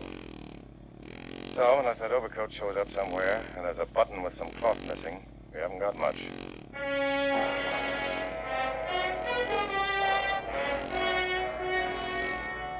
And for another week, no killings, no progress. We continued to have the suspect followed, for no other reason than the physical description given by the dead waitress, but even that was flimsy. On a Friday at 9:15 p.m., it was raining, not cold enough to freeze, just a bitter, penetrating wetness. And that's when the overcoat showed up. The overcoat with the missing button. There was a man in it, too. He'd been picked up in a bar, disturbing the peace. His name was Winters, and he had a record. 5 arrests, 3 convictions. It took a couple of minutes to match up the shredded cloth and button to the coat. And we had our first break. We sent for Winters. It doesn't have to be Sorensen's coat, Sergeant. Doesn't have to be, no. You think it is? That's what we've been working on. Come in, Winters. Sit down. Okay. Now, you ever see this coat before? Sure, it's mine. You swear to that? Sure, I swear. What were you picked up for? Bum rap. Fella starts picking on me in a bar. I hit him first. He was bigger than me. Disturbing the peace. How would you like murder added to that? Murder? You're crazy. I didn't kill nobody. Where did you get the coat? It's mine. What do you mean? Where did I get it? 2 weeks ago, that was Wednesday, 16 days ago, a man and a woman were stabbed to death. The murderer wore this coat. We've got a bit of cloth and a button to prove it. Your coat, Winters. Listen, I never killed. Now listen, just because I got a coat that looks like... Oh, I didn't. Where did you get the coat? I told you, This is Driscoll. Yeah? Where? Oh. What about Sorensen? Sure? Okay, I'll tell the sergeant. Stabbing off Lincoln Avenue. Woman. She's dead. Sounds the same. All right, Winters. You hear me now. You want that to be your coat? I'll accept it. No more talk, and you're up for murder, and I'm not kidding. But I don't think you did it, and I'm giving you one more chance to tell me where you got it. Look, mister, Okay, I found it. Found it where? In a bar. When? Like you said, a couple of weeks ago. What bar? I don't... Come on. Astor, the Star, McDonough's? McDonough's. Okay. Did you see the fellow you got it from? Oh, look, now, I'm a loser. You're going to get me in on a larceny rap? You want murder? Yeah, I saw him. Was he wearing the coat when he came in? Yeah. He acted kind of strange. Like he was hot, maybe drunk. He sat down at the table, took off the coat, then he started to look at his hands. For a long time. I remember because he looked kind of nuts. Then he went to the men's and left his coat. Good-looking coat, so I... Did you hear him called by name? A couple of guys seem to know him, I guess. I don't remember what they call him. Can you identify him? I guess so. Okay, I'm holding you as a material witness. You're gonna book me for taking the coat? I'll think about it.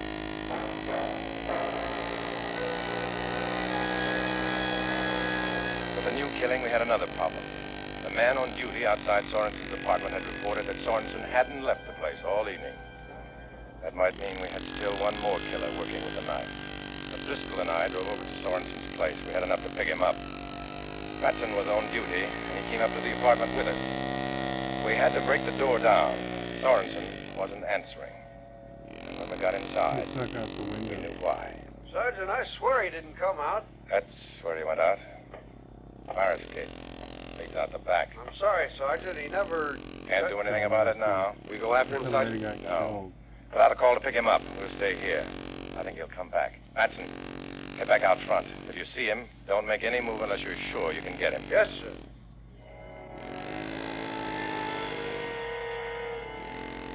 We turned out the lights, left the window open, and waited. The rain kept falling, and it got cold in the room. An hour went by. We didn't smoke for fear Sorensen would smell it as he came up the fire escape to his window. So, we just waited. Sergeant? Yeah. Would they execute a man like that? I don't know. They might as well. He'll cost the taxpayer a lot of money for the rest of his life if they don't. He'd be better off dead. For himself, he'd be better off. What makes him do it? You read about it? You see him, talk to him? What makes him that way? Don't ask me. Unless the guy had to try and catch him after they got their kicks carving out somebody's life. Boy, I'd sure like a cigarette. Shh. Wait until he's inside. Okay.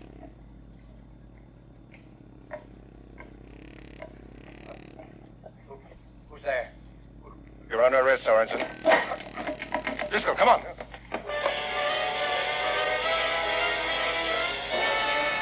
He'd sensed something wrong, and he wasn't close enough for us to get him. We followed him out to the fire escape and up to the roof. It was raw up there, and a slick was forming underfoot. There was only one place for him to be, behind the elevator housing shaft. You could only approach it on one side, so I stationed Driscoll behind me to cut him off if he made a run for it. Come out with your hands up. I haven't done anything. Let me alone. I feel sick. Why don't you let me alone? Get out here where I can see you. Move slowly and keep your hands high. I want to die. I want to die. Come on. You don't know. You just don't know. You don't care. Well, I won't go to jail. He's gonna jump. Not gonna kill me. Listen, watch out!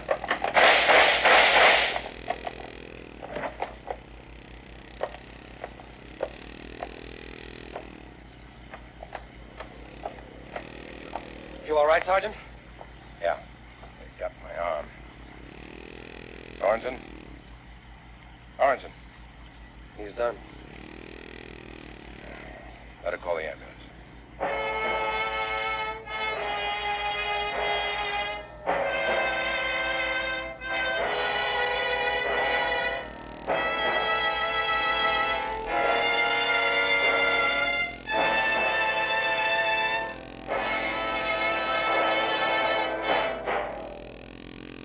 Suspense. Brought to you by Autolite, the Night Star, Mr. Dana Andrews. This is Harlow Wilcox speaking for Autolite, the world's largest independent manufacturer of automotive electrical equipment. In 28 plants from coast to coast, Autolite makes over 400 products for cars, trucks, tractors, planes, boats, and industry. These products include bumpers, die castings, industrial thermometers, and batteries such as the famous Autolite Stay Full, ignition-engineered Autolite spark plugs, both standard and resistor types, voltage regulators, wire and battery cable, Autolite bullseye seal beam units, and Autolite original service parts for all Autolite-equipped electrical systems. Autolite is proud to serve the greatest names in the industry. So, from bumper to tail light, you're always right with Autolite.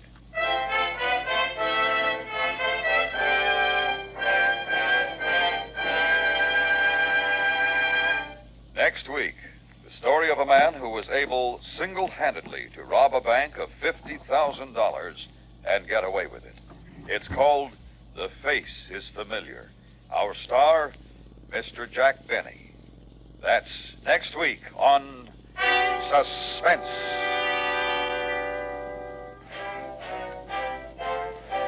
The One-Man Crime Wave was written by Anthony Ellis. Suspense is transcribed and directed by Elliot Lewis, with music composed by Lucian Morovic and conducted by Lud Gluskin.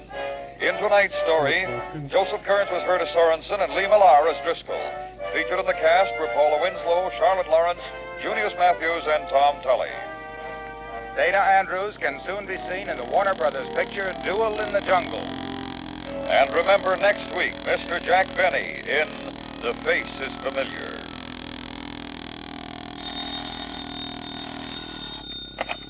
You can buy Autolite Stay Full batteries, Autolite original service parts, and Autolite standard or resistor type spark plugs at your neighborhood Autolite dealers.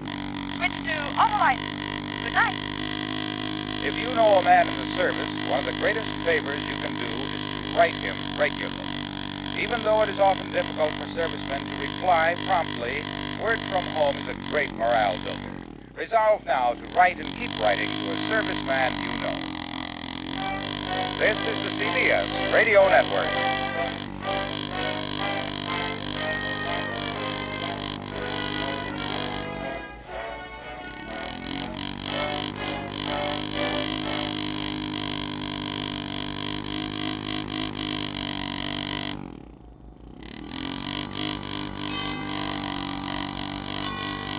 Autolite and its 98,000 dealers bring you Mr. Jack Benny in tonight's presentation of Suspense.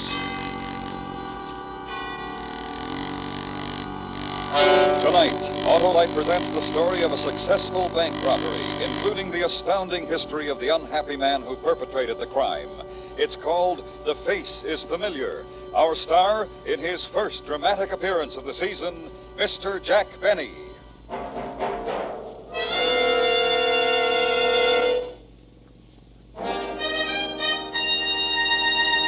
This is Harlow Wilcox speaking for the world-famous Autolite family. Tonight, we announce the $100,000 Autolite family charity drawing. During the next 11 weeks, all of you 18 years of age or over can take part in this greatest of all charitable events. And here's how. Just visit the showroom of any Autolite family car dealer and sign your name and address on the registration form he gives you. Ask him to sign the receipt portion. That's all, nothing else to do. No need to buy a thing. And yet, you may be one of 25 selected to name the recognized charities that will receive a total of $100,000 in cash on the 1st of June. Think of it, thousands of dollars in cash to be given to your favorite recognized charity or charities if you are one of the favorite persons.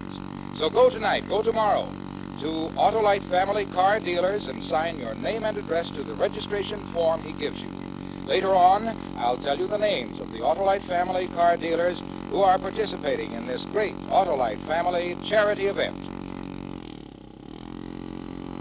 And now, Autolite presents transcribed The Face is Familiar, starring Mr. Jack Benny, hoping once again to keep you in suspense.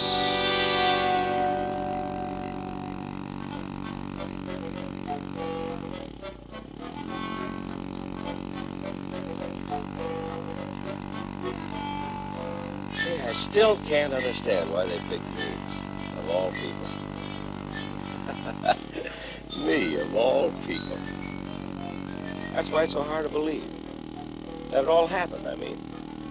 But it did. It really did. Just because I like to go to the railroad station. Walk around, look at the trains, study faces. I never forget a face. I never forget a train either. But it's easier to forget a face. As a matter of fact, I remember some faces that would be a lot better for me to forget. Like Harry Edmund's face, for instance. That's the day it all started. The day I saw Harry Edmund way across on the other side of the terminal. That's the station. He was talking to a big fellow. Harry's face I remembered right away. I never saw the big fellow before. Better get going, Harry. But you can't pull off the job. I stuck up a bank before. Yeah, sure, and they'd spot you the minute you walked in. I know you too. This is your hometown. Sure, neither one of us is right. Well, let the boss decide. Come on. I thought about it on the train down. We need somebody new. We're not splitting this take with anybody else. It goes three ways now. Look, if we have to, we have to. And if we wait too long, we gotta let the whole thing go until next month. And we wait. Not for me. This town is too hot for me. Somebody is liable to recognize me. Yo, Harry! Harry Edmund! Who's that? Where? Over there. Some guy calling you. Harry Edmund, you old son of a gun. Rush this guy. Well, good old Harry Edmund. You got me mixed up with somebody else, mister. No, I haven't. I know who you are. Yeah? Harry Edmund. You used to live on 12th Street and 2nd Avenue. What city? This city. Here. Don't you remember me, Harry? Can't say as I do, so. Harry! Oh, Harry Edmund! Harry! Hey, Harry, no kidding. You remember me, don't you? Seriously, Harry. You remember Pinky Smith? He had a wart on his finger. And Alan Davenport. He had a birthmark on his neck. Well, I'm Tom Jones. I have nothing. I'm clean. Rush him, get rid of him. No, wait. I think we got our answer. Yeah. I think we got the agent paid to handle some of our bank business. Harry, try to remember. Go ahead now. Try to remember. Yeah, 12th Street and 2nd Avenue. That's right. That's right. Well, I used to live around there somewhere, but I still can't. Let me give you a hint. Go ahead. Remember Gordon's candy store on the corner? And remember the great bunch of guys who used to hang out there? Yeah. Remember those pesky kids who used to tag along? Nagging, saying, let us in. Can we come too? Always pesting. Always trying to horn in. Well, one of them was me, Tom Jones. Remember me now, Harry? What'd you say your name was again? Jones. Tom Jones. The name sounds very familiar. We grew up together. Yeah. Well, what are you doing these days? Oh, a little bit of everything. And you? Banking. Oh, money, huh? Yeah. That's a nice field. Well, I gotta go look at the people. It was good talking over old times with you, Harry. Hey, come on. Look, you mind waiting a minute? What's your name again? Tom Jones. Remember? Yeah. Yeah, well, wait a minute. Well, I'm kind of busy. Lots of appointments this afternoon. Oh, I'd like talking over old times with you, Tom. Maybe we could have a drink and dinner. Well. On me. Oh, well, yeah. Good, except that Joe has an appointment here. Joe, couldn't you break it? Wait here a second. Tom Jones. Tom, yeah. Joe, come here. Let me talk to you a second. What? Now I know I got the answer. I know I found the pigeon who's going to do it for us. Let the boss figure that out. I tell you, I got it figured. Look at that guy. Yeah? He is it. Him? He don't look like nothing. Right, he's nothing. He's not what we want. Nobody that anybody ever saw before. Nobody that anybody would ever think of looking at twice. Job's ready. And if we don't pull it this afternoon, we lose another whole month, so come on. Oh, Joe can make it. He is going to join us. Joe, I forgot to introduce you. Have you met... It's Jones, for heaven's sake. Yeah. Tom Jones. Tom Jones, yeah. Well, Tom, meet Joe, and... She's a kid I grew up with, Joe. We're going to have a great time talking over old times, you know, Second Avenue. That's right, and your name is Tom Jones. Yeah. I must admit it is a difficult name to remember because it's so common. Don't you think so? Yeah, I sure do. Well, it'll certainly be nice talking over old times. Oh, yeah, I haven't talked over old times in a long time. Well, Harry Edmund. Yes, sir, and good old, Tom. Yeah. So get started. Where to? I want you to meet another old friend of mine.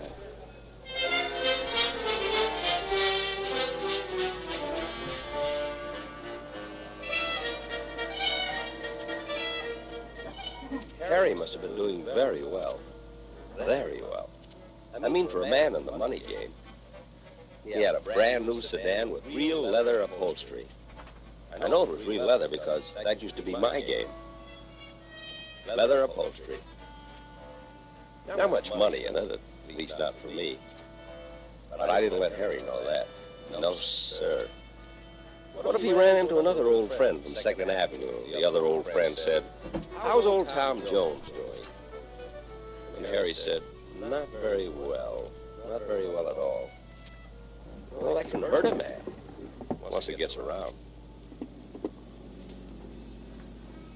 And then what happened? Well, when I came back to the main office, I said, I want 40% commission from now on. Really? But, of course, that would have made me a partner, the boss said. After all, Harry, I'm not the kind of guy who can be cooped up in an office. I've been a road man. The lure of the open road. Oh, yeah. The call of the open streets. See, I'm an outdoor type of salesman. Something of the pioneer kind, you know? Pioneer? Yeah, pioneer. You see, there are those salesmen who are made for offices, and those of us who get out and break the plains, so to speak. Tom, you surprise me. Oh, I could keep going for hours, Harry. Literally hours. Yeah, well, why don't you hold on to some of it till we have dinner? Oh, sure. Hey, I'll bet you never expected that pesky little kid who always used to hang around to get so big in his field. Oh, I certainly did. We could sure use somebody like you in our outfit, Tom. Really? Yeah. Well, that's very flattering, but I'm not sure it's right for me. I'd have to... Then I could get you, I don't know, maybe $10,000 a year to start with. 10,000 a year, you say? Yeah. Well, I'd sure like to think about it. You talk to my boss. Maybe he can convince you. I'm willing to listen, Harry. I'm willing to listen, all right.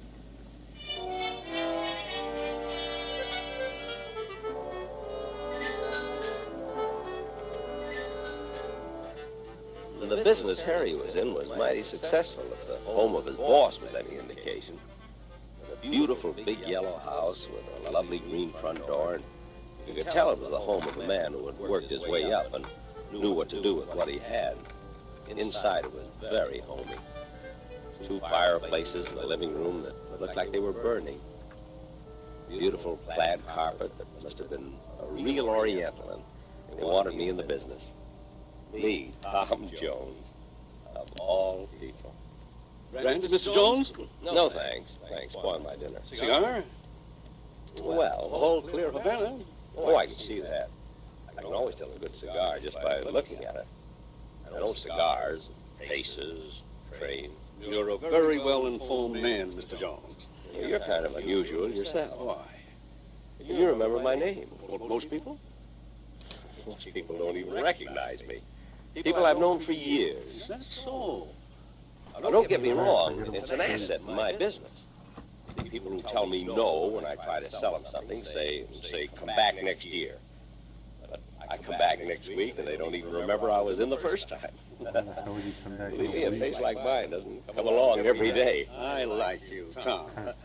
Mind if I call you Tom? Certainly not, Mr. Just call me boss. Everybody calls me that, especially people I like, and I like you. I like you too, boss. Then you're interested in coming into the organization? Oh, I might give it a whirl. Let's put it that way. I wouldn't want it any other way. A trial for both of us. And the pay Harry mentioned? Oh, I told him a starting salary, boy. Well, let's talk about that at dinner. Come on, we'd better get started. Isn't 2:45 in the afternoon a little early for dinner? We have a few errands to do. Excuse us just a minute? Oh, of course, sure.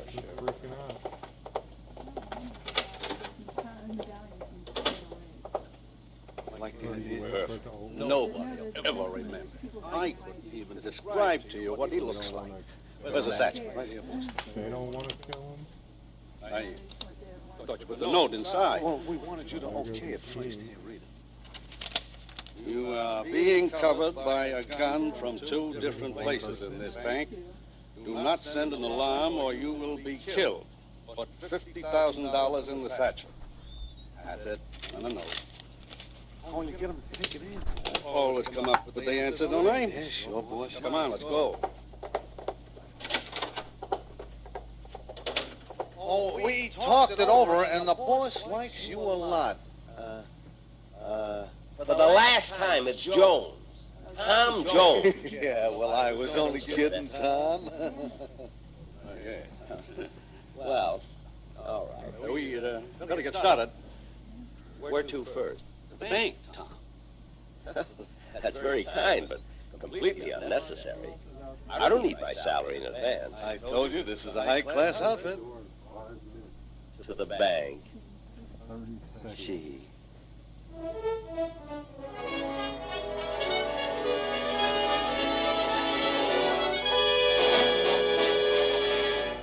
Autolite is bringing you Mr. Jack Benny in The Face is Familiar, tonight's presentation in radio's outstanding theater of thrills, Suspense.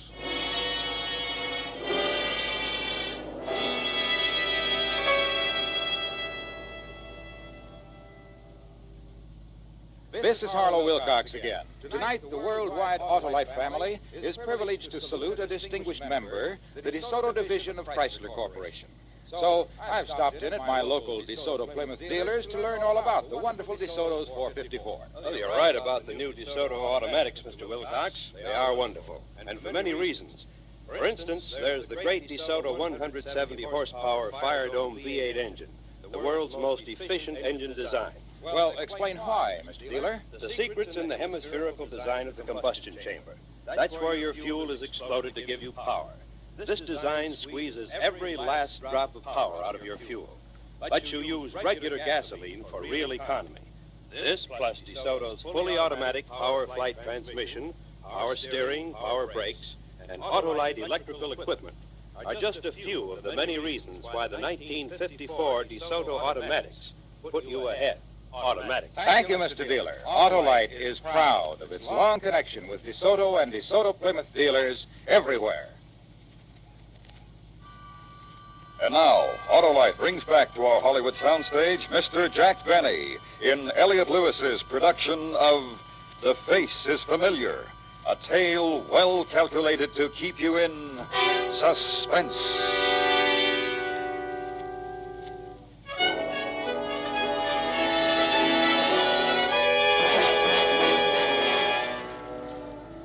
Gee, isn't it funny how you wait a long time for your ship to come in? There I was, watching a train, and my ship came in. Just because I recognized Harry's face. Well, you gotta keep on your toes in this world. Because when opportunity knocks at your door, you gotta be all set to open it. Well, anyway, I'd opened the door, and before I knew it, we were downtown.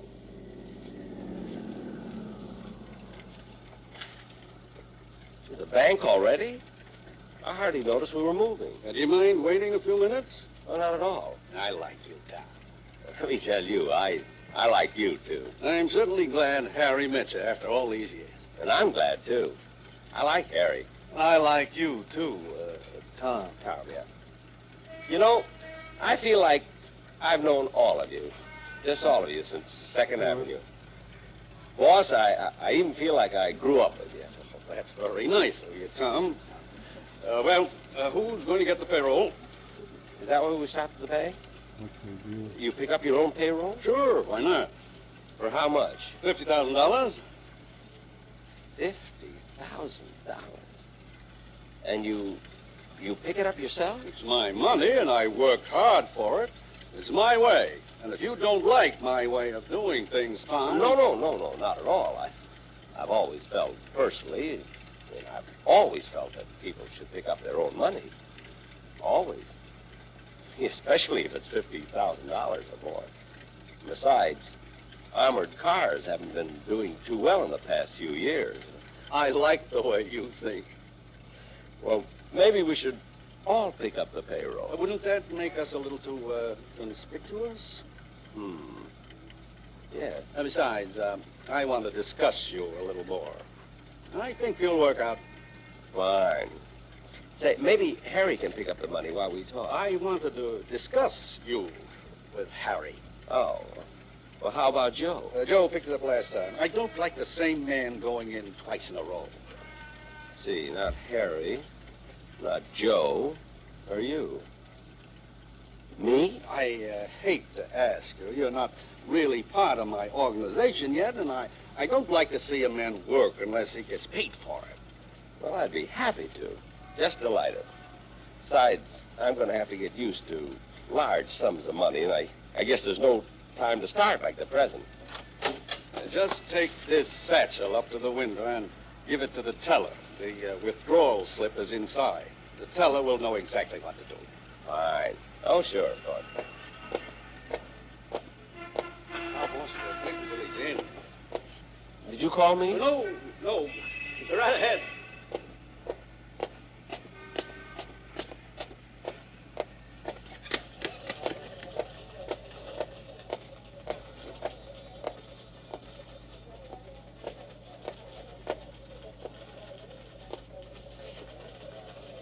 My, it's certainly crowded. So many people waiting in line. Yeah. People certainly must be doing well these days.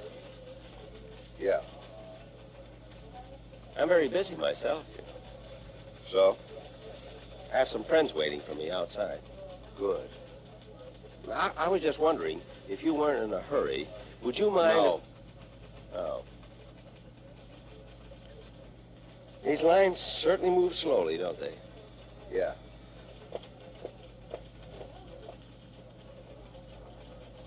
Well, he certainly took long enough at that window. Yeah. I hate people who dawdle over money. Don't you? I guess. Your transaction isn't going to take very long, is it? Nope. Good, good. That big bag you're carrying had me worried. Yeah? What sort of business are you in? Penny vending machines. Pennies? All those are pennies? Something wrong with pennies? Oh, no. No, of course not. Excuse me. I think I'll try that other line.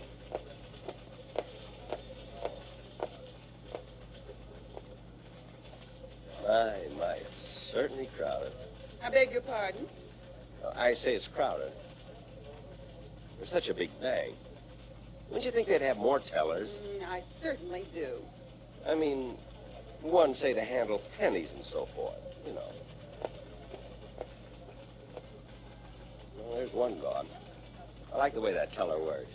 I suppose. Will your transaction take long? Oh, no. Good. I'm in a terrible hurry. Some friends are waiting for me on the outside. Next, please. Yes, madam. Well, in 1950, my husband opened an account in his name, a savings account. Then he transferred it to a checking account. Then we split up that money and opened a joint savings account and joint checking account. But we found out we didn't really close the other savings account. Of course, we thought we did, so some of our checking deposits have been... Look, don't you think you should see the manager instead of taking this teller's time? I'll handle this, sir, if you don't mind. Oh, no, not at all. Not at all. Madam, would you please take this up with the manager? But... If you don't mind, may I get to the window? Well... Yes? The withdrawal slip is in the bag. Oh, a withdrawal. Next window, please. Now, just a minute. You in there, teller. Open up. Yes, sir? See, I've been moving from line to line, and I insist you handle this. I'm sorry, sir. I can't violate the rules for anyone. Well, this is a very important matter, you know. This isn't just some piddling sum. How much are you withdrawing, sir? I believe it's $50,000. Quite right. That is a lot of money. Now, will you please remove this bag and go to the next window? Well, all right. I don't think the teller knows he's being robbed. At least the lines are getting shorter. Yes, they are. Wouldn't you think a bank this size could afford a few extra tellers? Well, how do you mean? Like, say, one kind of teller to handle only pennies and another kind to handle matters of $50,000 or more. I beg your pardon? I suppose that sounds a little strange, but you'd be surprised how it would speed things up. Oh, I'm sure. And it needs it. Yeah, I came in feeling fine, just fine. Now I'm nervous from waiting. I'll be through in a minute. Well, it's terribly important. You see, some people are waiting for me outside. Next, please. Well, here you are. 20, 30, 40. Thank you. Next, please. Yes. Oh, wait, just a minute. Something wrong? I'll be back in a minute. My friends are calling me. Just ignore him.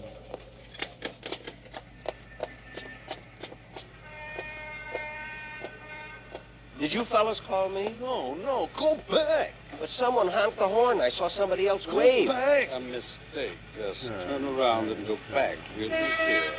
Oh, sure, of course.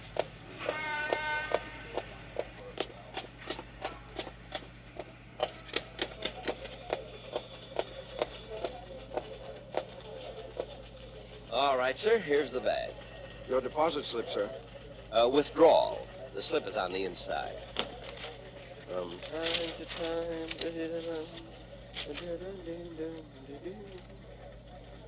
Is this a joke, mister? Listen, you. I've had enough. Now, you can read, can't you? Yes, sir. Then don't dawdle. Do what it says.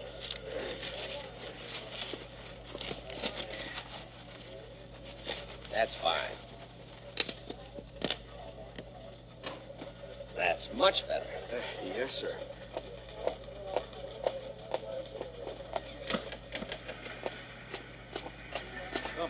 Come on. Go get it. Well, here's the money. Give me that. Hey, Harry! Where are you going? Stop! What are you doing? Harry!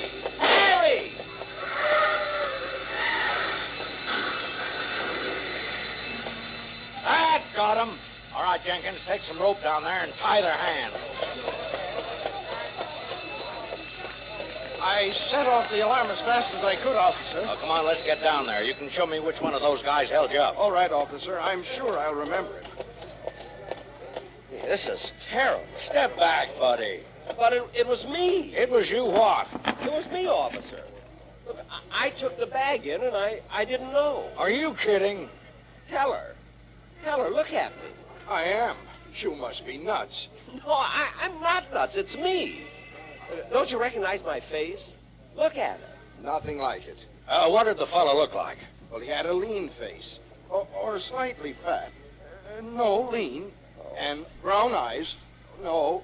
Oh, gosh, I don't know. It was me. Look, blue eyes, see? Me.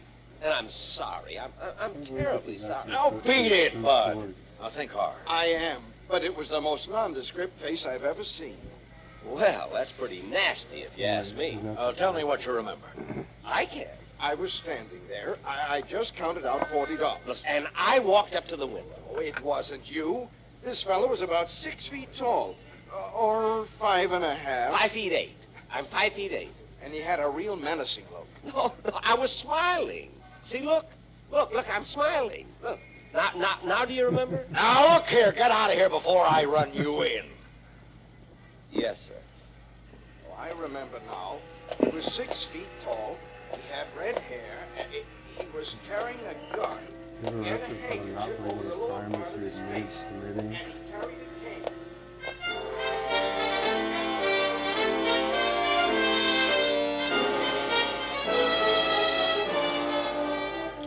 Well, that's what happened. That was an eyewitness account of a bank robbery from the man who did it. Here I walked into the bank, robbed them of $50,000, and didn't even know I was doing it. Imagine. And nobody recognized me. He didn't know my face. You know, I bet I could walk into another bank and do the same thing. Nah, I better not.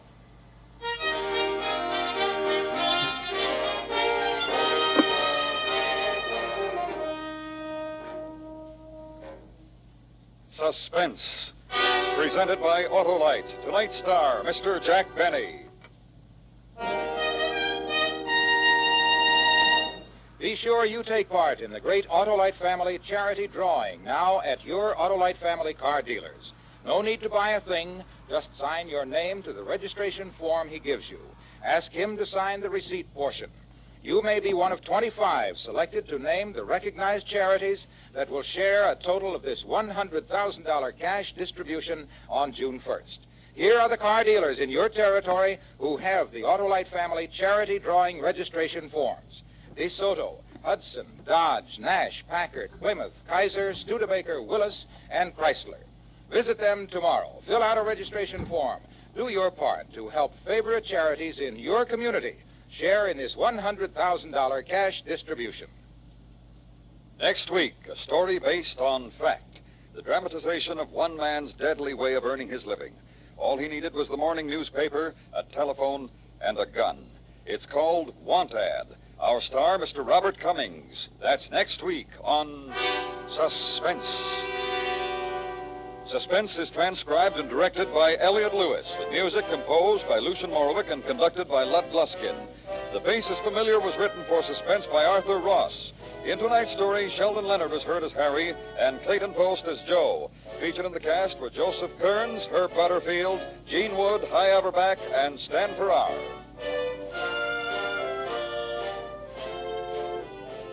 The Jack Benny Show may be heard every Sunday on the CBS Radio Network.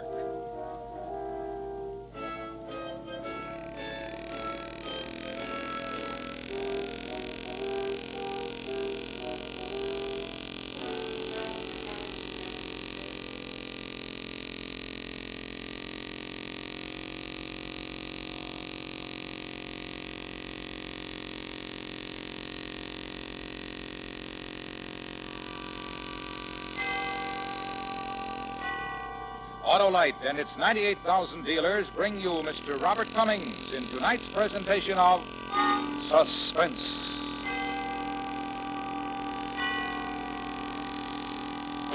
Tonight, Autolite presents a story based on fact.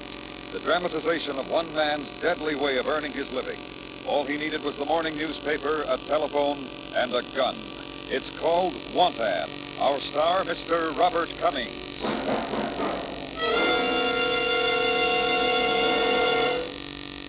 Good evening. This is Harlow Wilcox. You, and I mean every one of you, have the opportunity of a lifetime. The Autolite family offers $100,000 to be distributed by you to your church, hospital, favorite local or national charity, heart or cancer fund, March of Dimes, any recognized charity. And it's so easy to participate. Just visit the showroom of any DeSoto, Hudson, Plymouth, Studebaker, Dodge, Willis, Nash, Packard, Kaiser, or Chrysler dealer. Ask him for a registration form. Print your name and address and have him sign it.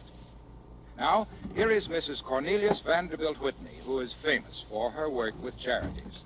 She, like thousands of others, wants to know more about the amazing Autolite Family Charity Fund. Thank you. This $100,000 Autolite family offer for charity sounds like a most extraordinary opportunity for all Americans to help their favorite charities. Can anyone register? Anyone in America, Mrs. Whitney. Mrs. Whitney will be back later to hear more about this great drawing. Remember, visit your Autolite family car dealer and sign up tomorrow. And now, Autolite presents transcribed Want Ad, starring Mr. Robert Cummings, hoping once again to keep you in suspense.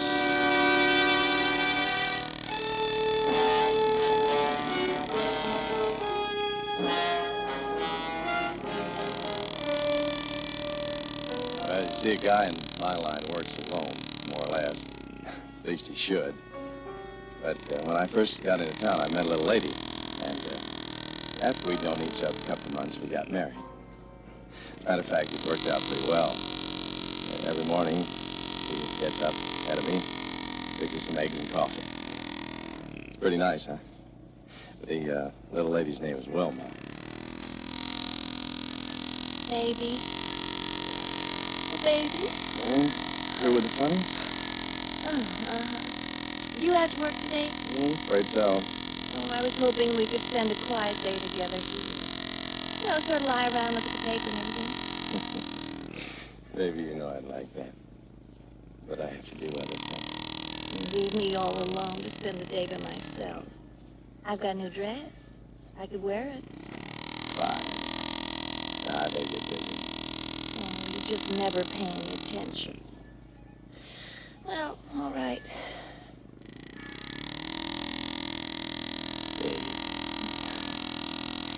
I think I'll go window shopping. I'll see you later. Yeah. Wow, she didn't care too long. Bye-bye. Section 3. Pages 1017. Now then. That's K. I. 2. 8. 9. 8. Hello? I'm calling about an advertisement in this morning's paper. Do I have the right number? Yes, I am. What kind of coat is it? That sounds like something I might be interested in seeing. Let me get that down. All right. 1425, what? Yando? How do you spell that? Yando. Yeah. In about an hour. Thanks.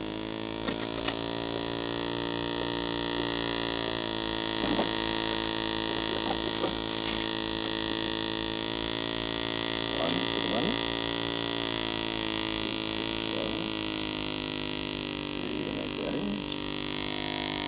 There we go. 5 to make sure. And 6 to blow.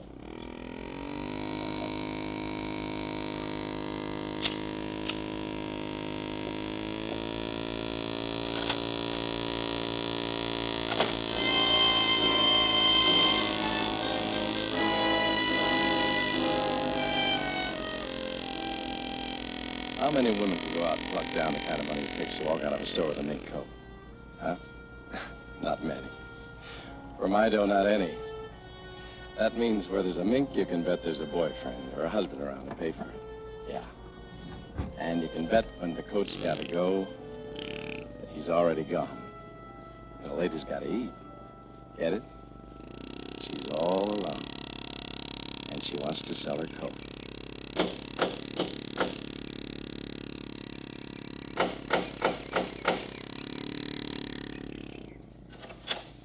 Oh, how do you do? Yes? I'm Mr. Vernon. I called about your advertisement in the paper this morning. Oh, yes, Mr. Vernon. You, haven't sold it yet. Well, no, I haven't. Oh, that's good. Now, I don't want to do business with any dealer. I just don't want to be bothered with any dealers. Half a dozen have called me already. I hope you're not a dealer, Mr. Vernon. No. Do I look like a dealer? Well, I can't tell anymore. They're very clever people.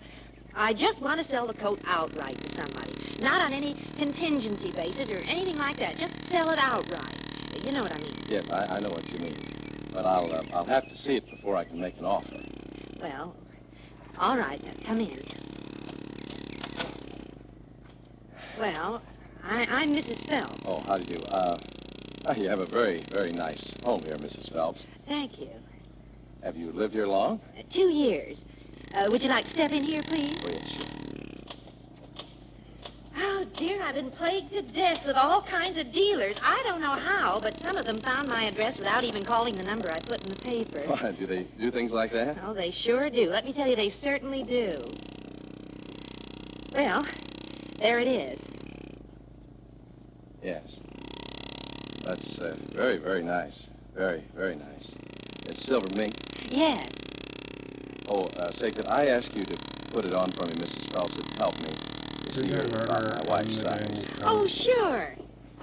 Well, you can see it's cut very full. Yeah. The sleeves are very full, too. See? See, bat wing sleeves. And cuffs, too. Makes the coat very luxurious. Yes, a lot of coat there. Just a lot of coat, Mrs. Phelps. Well, I love it. I just love it. My husband bought it for me a year ago, and I hate to have to sell it, but, well, I need the money. You can see that it's hardly worn at all. Uh-huh. See? Here, look at the lining. It's all intact. I don't think I wore this coat more than a dozen times. How much did it cost you retail, Mrs. Phelps? Well, Mr. Phelps paid $4,500 for it. Whoa. These are the insurance papers. Now, you can see what they insured it for. Uh-huh. Now, I'll tell you right now, a friend has already offered me $2,800 for it. I wouldn't think of selling it for anywhere near that. I'd rather keep it.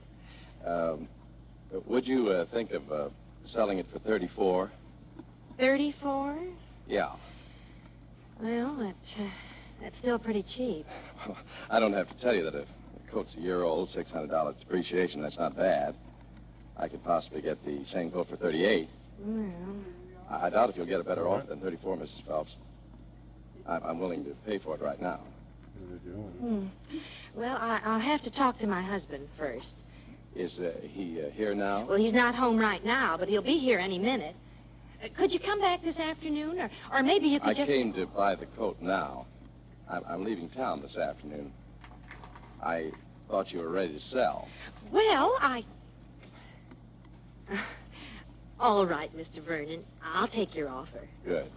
But I don't know you at all. You understand you'd have to give me a certified check, or I'd have to keep the coat until your check cleared the bank. Well, I'll pay cash. I brought the cash with me. Oh. Anything wrong with that? Oh, no, Mr. Vernon.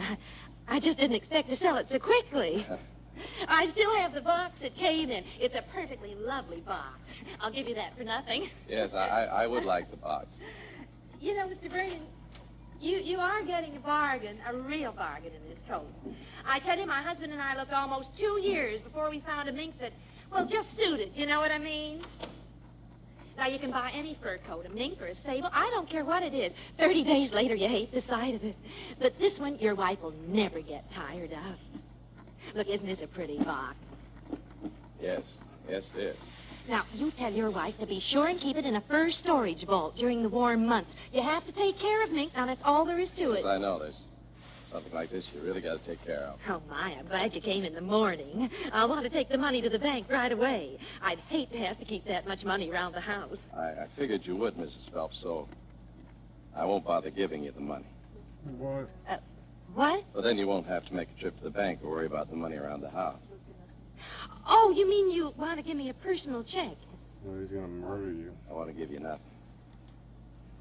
You did come here to buy this coat. Don't you want it? Yeah. I want it, lady.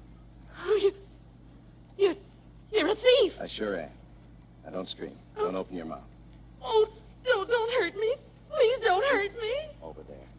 Go on. Oh. Worth $4,000. 1 year old. Real goodbye. You should have seen your face when I told you I'd give you $3,400 for it. Oh. I'm a thief. Anybody could buy that coat brand new for $2,500. Oh, it'll bring me about 1,000. The shape's in right now. I'm a thief with a gun in my hand, taking what I want. Now, if you figure out what you'd be if you were counting my $3,400. Oh, you're quite a cute kidder, Mrs. Phelps. But then I'm used to people like you. Get in there. Oh, just don't take my coat, please. It's the only thing I have that's worth anything.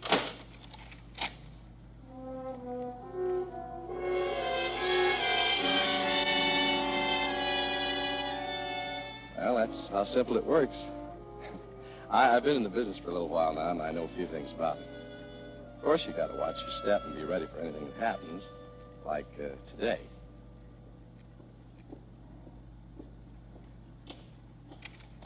Uh-oh. Liz? Liz, I've been trying... Oh. Well, who are you? Oh, hi. Who are you? Well, I'm Frank Phelps. Who'd you say you were? Well, I didn't say. Besides, you wouldn't know me anyhow. Where's Liz? Hey, that's Liz. It is. That's Liz's coat. My gun. Why, you... What have you done to her? Hey, what's been going on here? Hang on to your hat, brother. You won't get hurt. She's okay. No cheap crook's going to come into my house and pull a stunt like this. I'll show you. Get down! Down! Down! Stay down. Well, you people certainly have something to talk about over dinner tonight, won't you? Yeah. Something you can talk about, all right.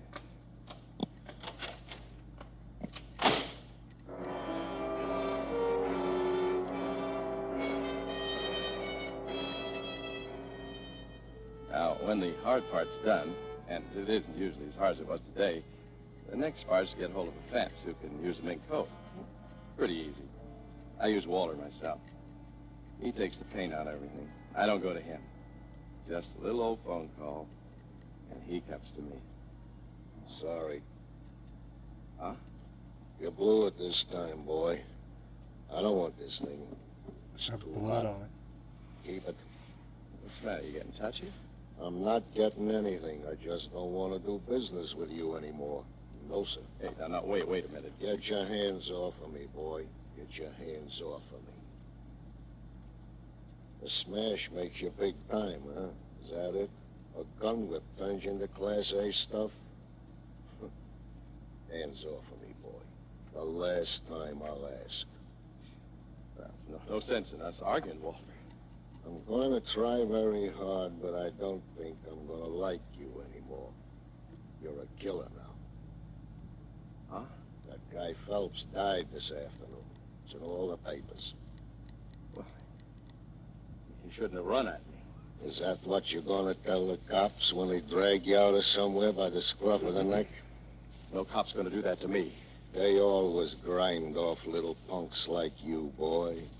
You killed a guy. You beat him to death. You stole his wife's mink coat. There isn't any place they won't look for you, boy. And they know where to look for your kind. They won't stop till they find you. You're gone, boy. Just plain gone. Only you don't know it yet. So long.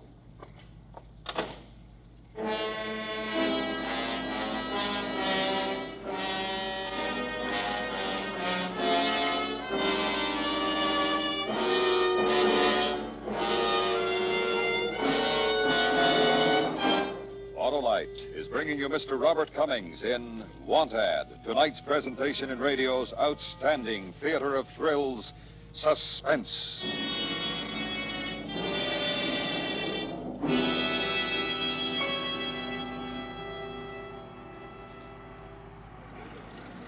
Here you are, Mac. Your Hudson dealers. Thanks, Cappy, and here you are. Oh, thank you. Yes, sir. What can I do for you? Well, I'm Harlow Wilcox. I'd like to get some information on the new Hudson. Tonight, we are privileged to salute Hudson on Suspense as a distinguished member of the Autolite family. And you're saluting a great car, or I should say cars. Here's one of our 3 models, the new Hudson Hornet. Only 60 inches high, with that famous step-down design for the road-huggingest ride you ever had. And it has the new instant-action engine with super induction. Mm-hmm. And what model is this? That's the 54 Hudson Wasp. More power, new styling, and a new lower price. And here's that new Hudson Jet, eh? Yes, sir. A new kind of car. Compact, economical, and really low-priced. And, of course, all these Hudsons are equipped with quality Autolite products. Well, thanks for your cooperation. Autolite is proud of its long association with the Hudson Motor Car Company and Hudson dealers everywhere. And now, Autolite brings back to our Hollywood soundstage Mr. Robert Cummings in Elliot Lewis's production of Want Ad, a story based on fact and well calculated to keep you in suspense.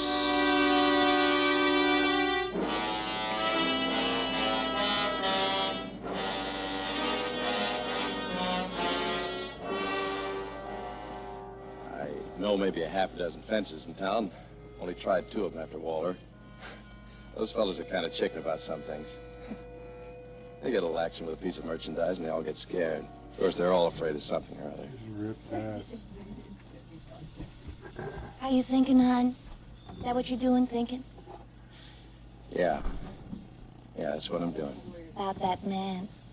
Didn't he want the coat? No. Such a pretty, pretty coat. Oh, baby, I wish we had a fireplace. I wish we had a big, big fireplace, and then we could sit in front of a fire on a rainy night like this and everything. That'd be nice, wouldn't it, baby? Yeah, it sure would. Could drink hot coffee, maybe, listen to music, make fudge, huh? Uh-huh. You like my new thing? What? This. Isn't it pretty? Oh, yeah. Like a million. Like a whole $1,000,000.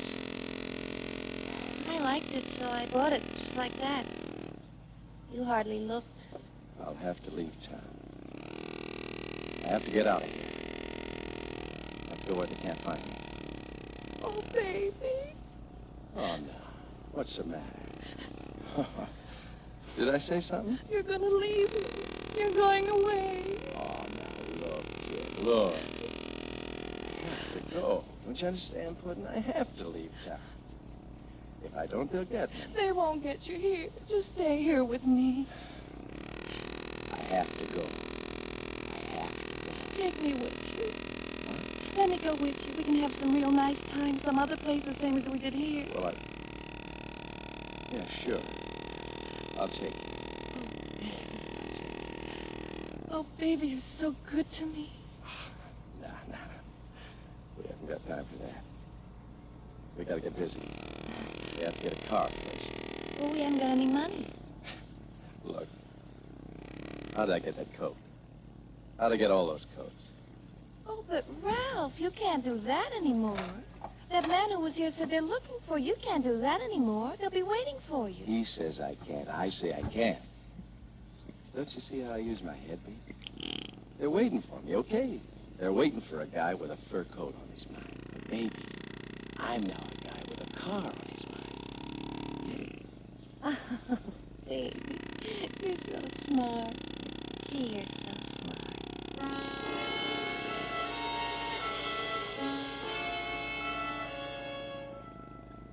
Well, sir, with little old Wilma wiggling around in my arms, I began to go over the new idea with myself. It was pretty good. The next day when the papers came out, I went right to work. Hey, baby, this is the one. Hey, this is the one. Which one is the one? This one, for sale. Like new, late model convertible private car. I just called. Oh, well, what was the matter with the others, baby? I told you, a man answered on the other calls. This time it was a woman who answered. Oh. It's the same thing. A woman trying to sell a car or a coat. She's alone. No one around. Makes it safe. Oh, I see. You like my new hat? Yeah, fine. It's a knockout, baby. Knockout. I'll wear it in the car. What kind of car did you say it is? Convertible. Big new convertible. Oh, we'll look swell going down the highway in a big convertible. Maybe we can put the top down. Yeah, we sure can. I told her we'd be right over to look at the car. You're coming with me. Yeah. It'll look better if you come with me. There won't be any trouble? I mean, the police are looking for you, aren't they? Baby, you let me worry about the police. There won't be any trouble at all. Just keep your new hat on. Come with me, baby. All right. I'll dress all up.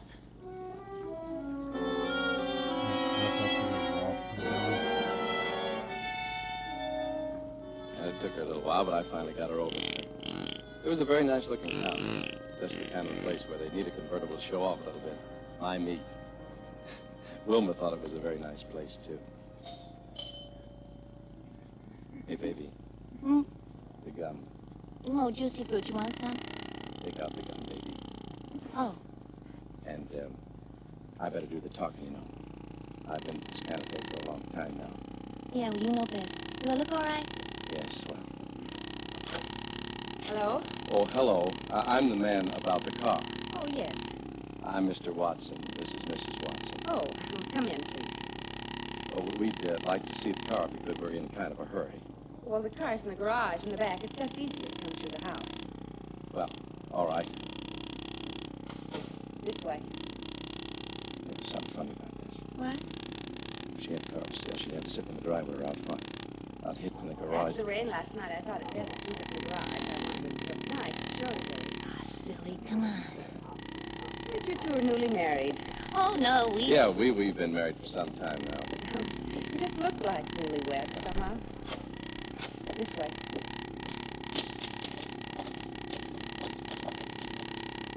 Hello. Oh, hello. This is my husband, Mr. and Mrs. Watson. Oh, hello, Mr. Watson. How do you do, I'm sure. You seem familiar, Mr. Watson. Have you lived here long? No, we're just passing through, as a matter of fact. Where are you staying? At the Alpine Hotel. How long did you say you've been in town? A week. What do you do for a living? I'm an electrician. Where'd you say you were from? Cleveland. What part? Shaker Heights. This must be quite different than Shaker Heights, Miss Watson. Oh, it is. It is. Isn't it? What do you think of the car? Well, I haven't really had a chance to look at it yet. Well, there she is. Take a look. Yeah. That's a pretty nice car, all right. Well, what are you asking for it? Blue Book's paying $32 for this model right now. Cost you $38 on the lot. We'll compromise. $35? Well, that sounds pretty good. A little steep, though. How about $34? Can you get someone to carry the papers? Oh, I can pay for it myself. You brought cash? Oh, no, but I can go over to the bank and get it. If you'll give me an hour. No cash. Well, you didn't expect me to walk in here with $3,400 on me, did you? After all, I don't know you people from Adam. No offense, but a man would be crazy to carry that much money around strangers. What bank? Huh? He asked you what bank you'd go to get the money. Oh, why, just any bank. I'll draw a draft on myself, on my Cleveland account. You say you're an electrician, Mr. Watson. Yes. Is your name really Watson? What? Don't you usually look for fur coats? What? What's your real name? Huh? Your real name, what is it? Baby. Shut up. Let her talk. Say, I came over here to buy a car. What is this? There's the car. Buy it. I'd like to try it out first. Maybe you shut up, will you? Please shut up. You have some identification? Identification? Baby, will you shut up? Just shut up. What's the matter with your wife? I don't know. I don't know. We thought you might be needing a car. Huh? I said we thought you might be needing a car to take a trip in. I don't know what you're talking about. You know a man named Phelps, Frank Phelps? 1425 West Yondota Street. Well, I told you I knew here. I don't know any town at all. I don't know any Frank Phelps. Baby. Frank Phelps was killed yesterday. Man went in his house, stole a mink coat from his wife, then used his gun on Frank Phelps when he came home unexpectedly. He beat him to death once. You stood there and beat him to death. Well, I don't know any Frank Phelps. I think you do. No, I don't, I tell you. I don't. Do I, baby? No, honest, he doesn't. Neither do I. Mrs. Watson, Yes, you know we're police officers, don't you? yes, I'm going to ask you one question. yes. Why are you wearing Mrs. Phelps' mink coat? Well, that was dumb. What? Well, I didn't think you'd mind. You never pay any attention to the things I wear. Just never pay any attention at all. Oh, baby. Baby? Huh? Let's go.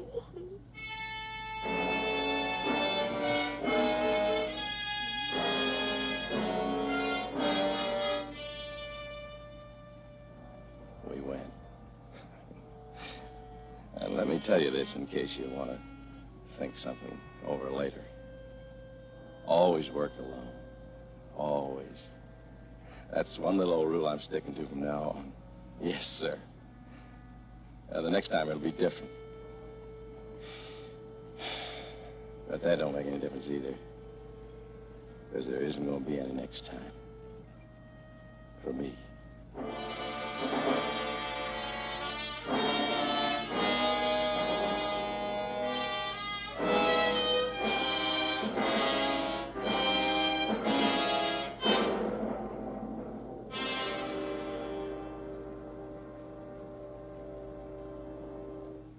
Suspense.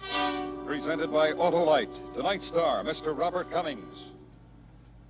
Here is Mrs. Cornelius Vanderbilt Whitney again to hear more about the $100,000 Autolite family charity drawing. Harlow, we leave the registration form with the dealer. And is that all we have to do? Yes, that's all there is to it. You don't buy anything, write any sentences, solve any puzzles. Just print your name and address, and you may be one of the 25 selected. And then those selected at the drawing in June may name the local or national charity to share this fund. Yes, they may name the church, hospital, national, or local charity that they wish to get a share of this huge $100,000 total from Autolite. Everyone should consider it a privilege to participate in this great offer. It may mean thousands of dollars to your favorite charity. And I am honored to help announce this generous offer. Thank you, Mrs. Whitney. Friends, go to any DeSoto, Hudson, Plymouth, Studebaker, Dodge, Willis, Nash, Packard, Kaiser, or Chrysler dealer. Help your church, your hospital, your charity, your community. Sign up tomorrow.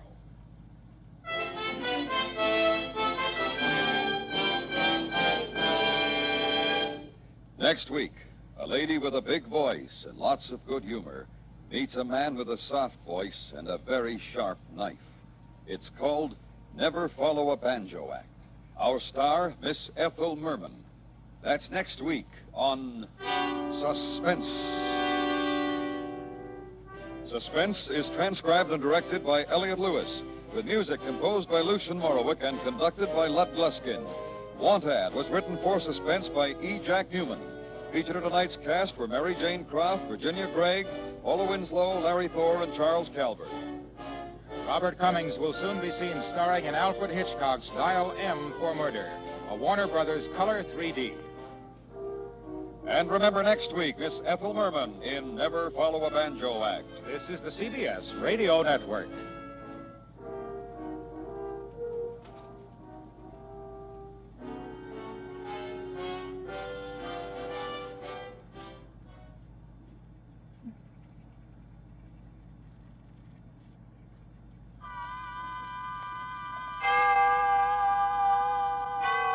Autolite and its 98,000 dealers bring you Miss Ethel Merman in tonight's presentation of Suspense.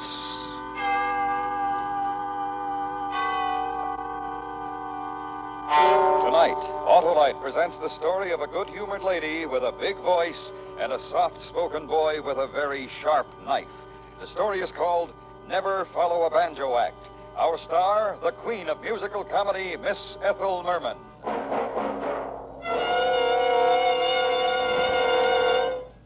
This is Harlow Wilcox with $100,000 news. You may get your own church, hospital, or other community or national charity a big share of that sum. There's nothing to do except write your name and address on a registration form at any Autolite family car dealer showroom.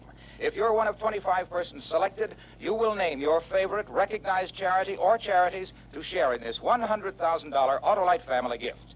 Now, it is my privilege to introduce Mr. Basil O'Connor, National Chairman of the March of Dimes. Thank you. I'm sure everybody in America will open his heart to this most generous offer. Of course, those selected can give to church, hospital, or any other recognized charity. But I, for one, am hoping a big share goes to my favorite charity, the March of Dimes, whose crucial campaign is underway. But for that once-in-a-lifetime thrill, to be able to give thousands of dollars to the March of Dimes or any other charity, be sure to register with your local Autolite family car dealer tomorrow. Thank you, Mr. O'Connor. Friends, visit your DeSoto, Hudson, Plymouth, Studebaker, Dodge, Willis, Nash, Packard, Kaiser, or Chrysler dealer. Help your favorite charity share in $100,000. And now, Autolite presents transcribed Never Follow a Banjo Act, starring Miss Ethel Merman, hoping once again to keep you in suspense. Nero, Apollo, the Wizard of Oz. You've a kingdom, power and glory, the oldest of stories is new, true. You built your Rome in just one day. Life is mystic, a midsummer's night. We live in a Turkish delight. You're in heaven. It's swell when you're really in love. It's swell when you're really in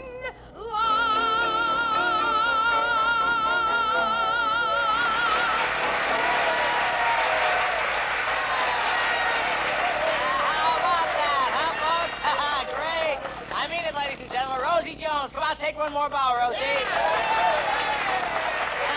you are. Oh, man. She really does come on, that girl. Well, ladies and gentlemen, oh, you lovely uptown types. You came, you saw, and you heard. The one and only, the immortal Rosie Jones. Right at 52nd Street in the Club Night Chain. Hey, sing well and golly, please. And now we bring you Chico and his Mambo Rascal. Get it, boy.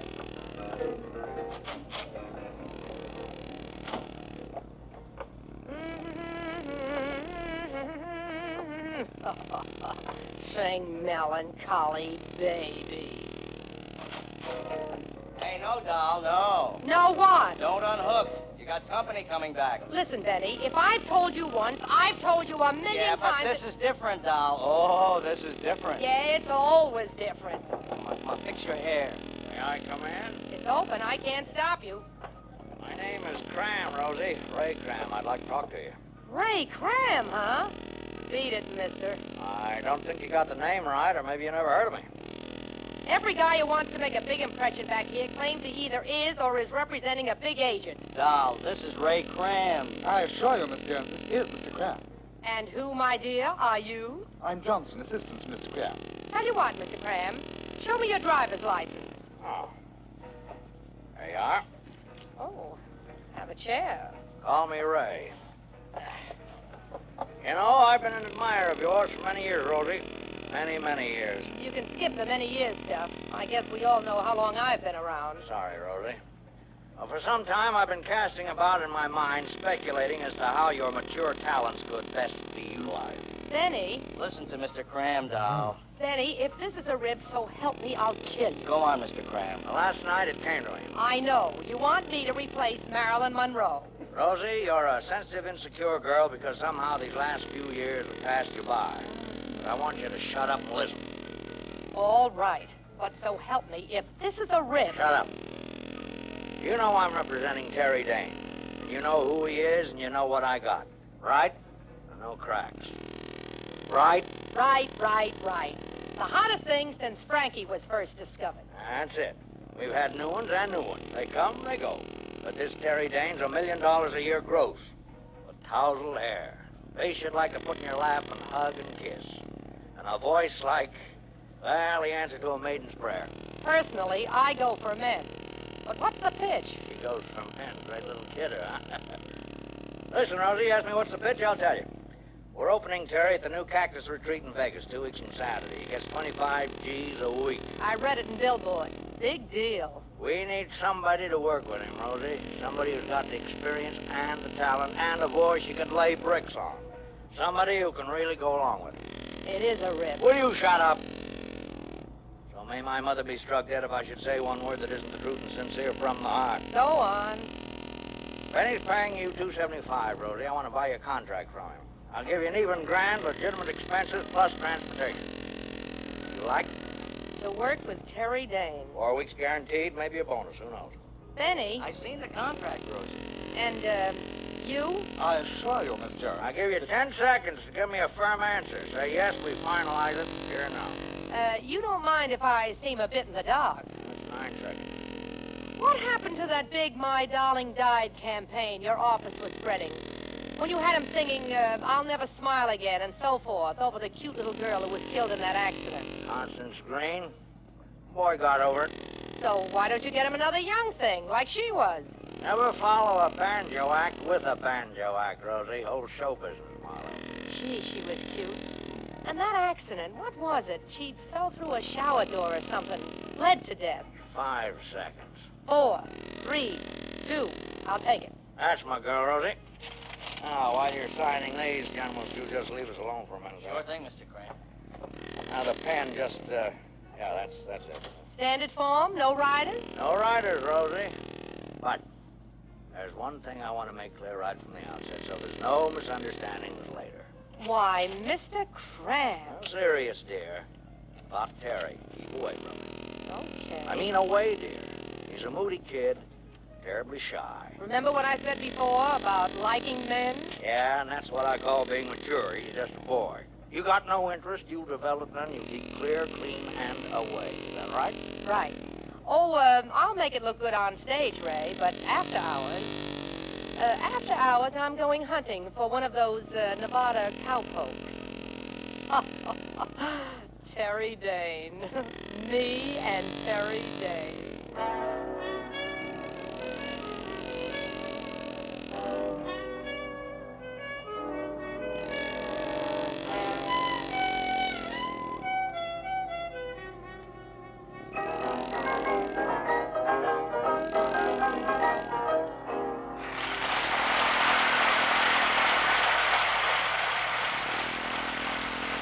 It was a good arrangement, Terry. Go on. They're cueing your solo. Who cares about solos? I like duets. I like doing it with you, honey. What a passionate one you are. So get on with you and passionize that mob, Terry. They're calling for an encore, sugar. An encore of you, my boy. Of you. They like you. Love you. Every last dame in the place. So get out there. Yes. They love me. It's true. Every last one of them out there. Everybody seems to. I don't intend to try to explain it. It's just a thing that happens to women when I sing. That's right. That's right. Now sing for them. That's the boy. But somehow it just doesn't seem to happen to you, Rosie. Now, why would that be? Why would that be?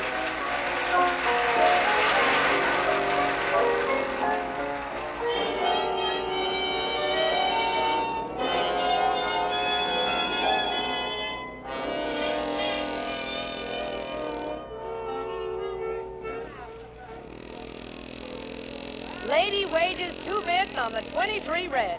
Rosie? Hello, Ray. Get me a 2-bit plunger. After your turn in the last show. Yeah? Terry was whispering to you. What about? Oh, he wants me to join his fan club. Something. I don't know. And what else? Nothing else. Sure? Hey, look, what is is this, anyway? Out in there. Keep up the good work. And keep on keeping away from Terry. That's right, dear. A pleasure. Bye now. Toodaloo. Miss Jones, ma'am? Why, hello, Texas. Oh, my name ain't Texas, ma'am. It's Earl. Earl White. Earl. But that's such a short name for such a long man. I just wanted to tell you how much I liked your singing, Miss Jones. Really? Oh, you're not just saying that. Oh, no, ma'am. You're one in a million, Earl. Yes, sir. Blurt it out, Earl. Well, I'd sincerely like to buy you a drink, Miss Jones. Well, let's saddle up, Pod, and get with it.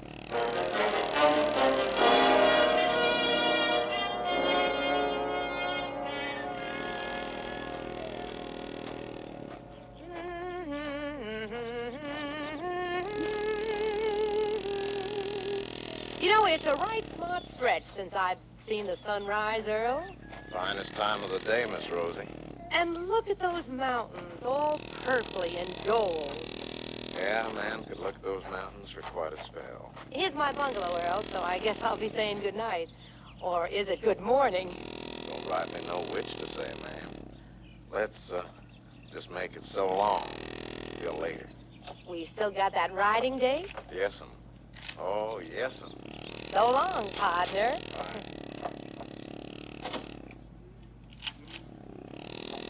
Who's there? Who's at my bedroom? knew that was going to happen.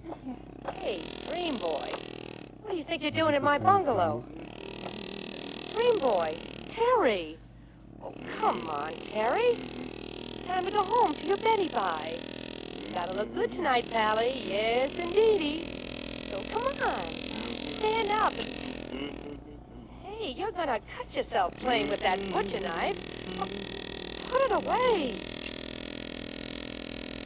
You're like Connie. Connie? You're like Connie. And like that other one when I was little. Connie. Oh, you mean Constance Green, that little girl who used to sing with you? The one who died? Connie was like me. Oh, we're not in the least. Connie didn't like me.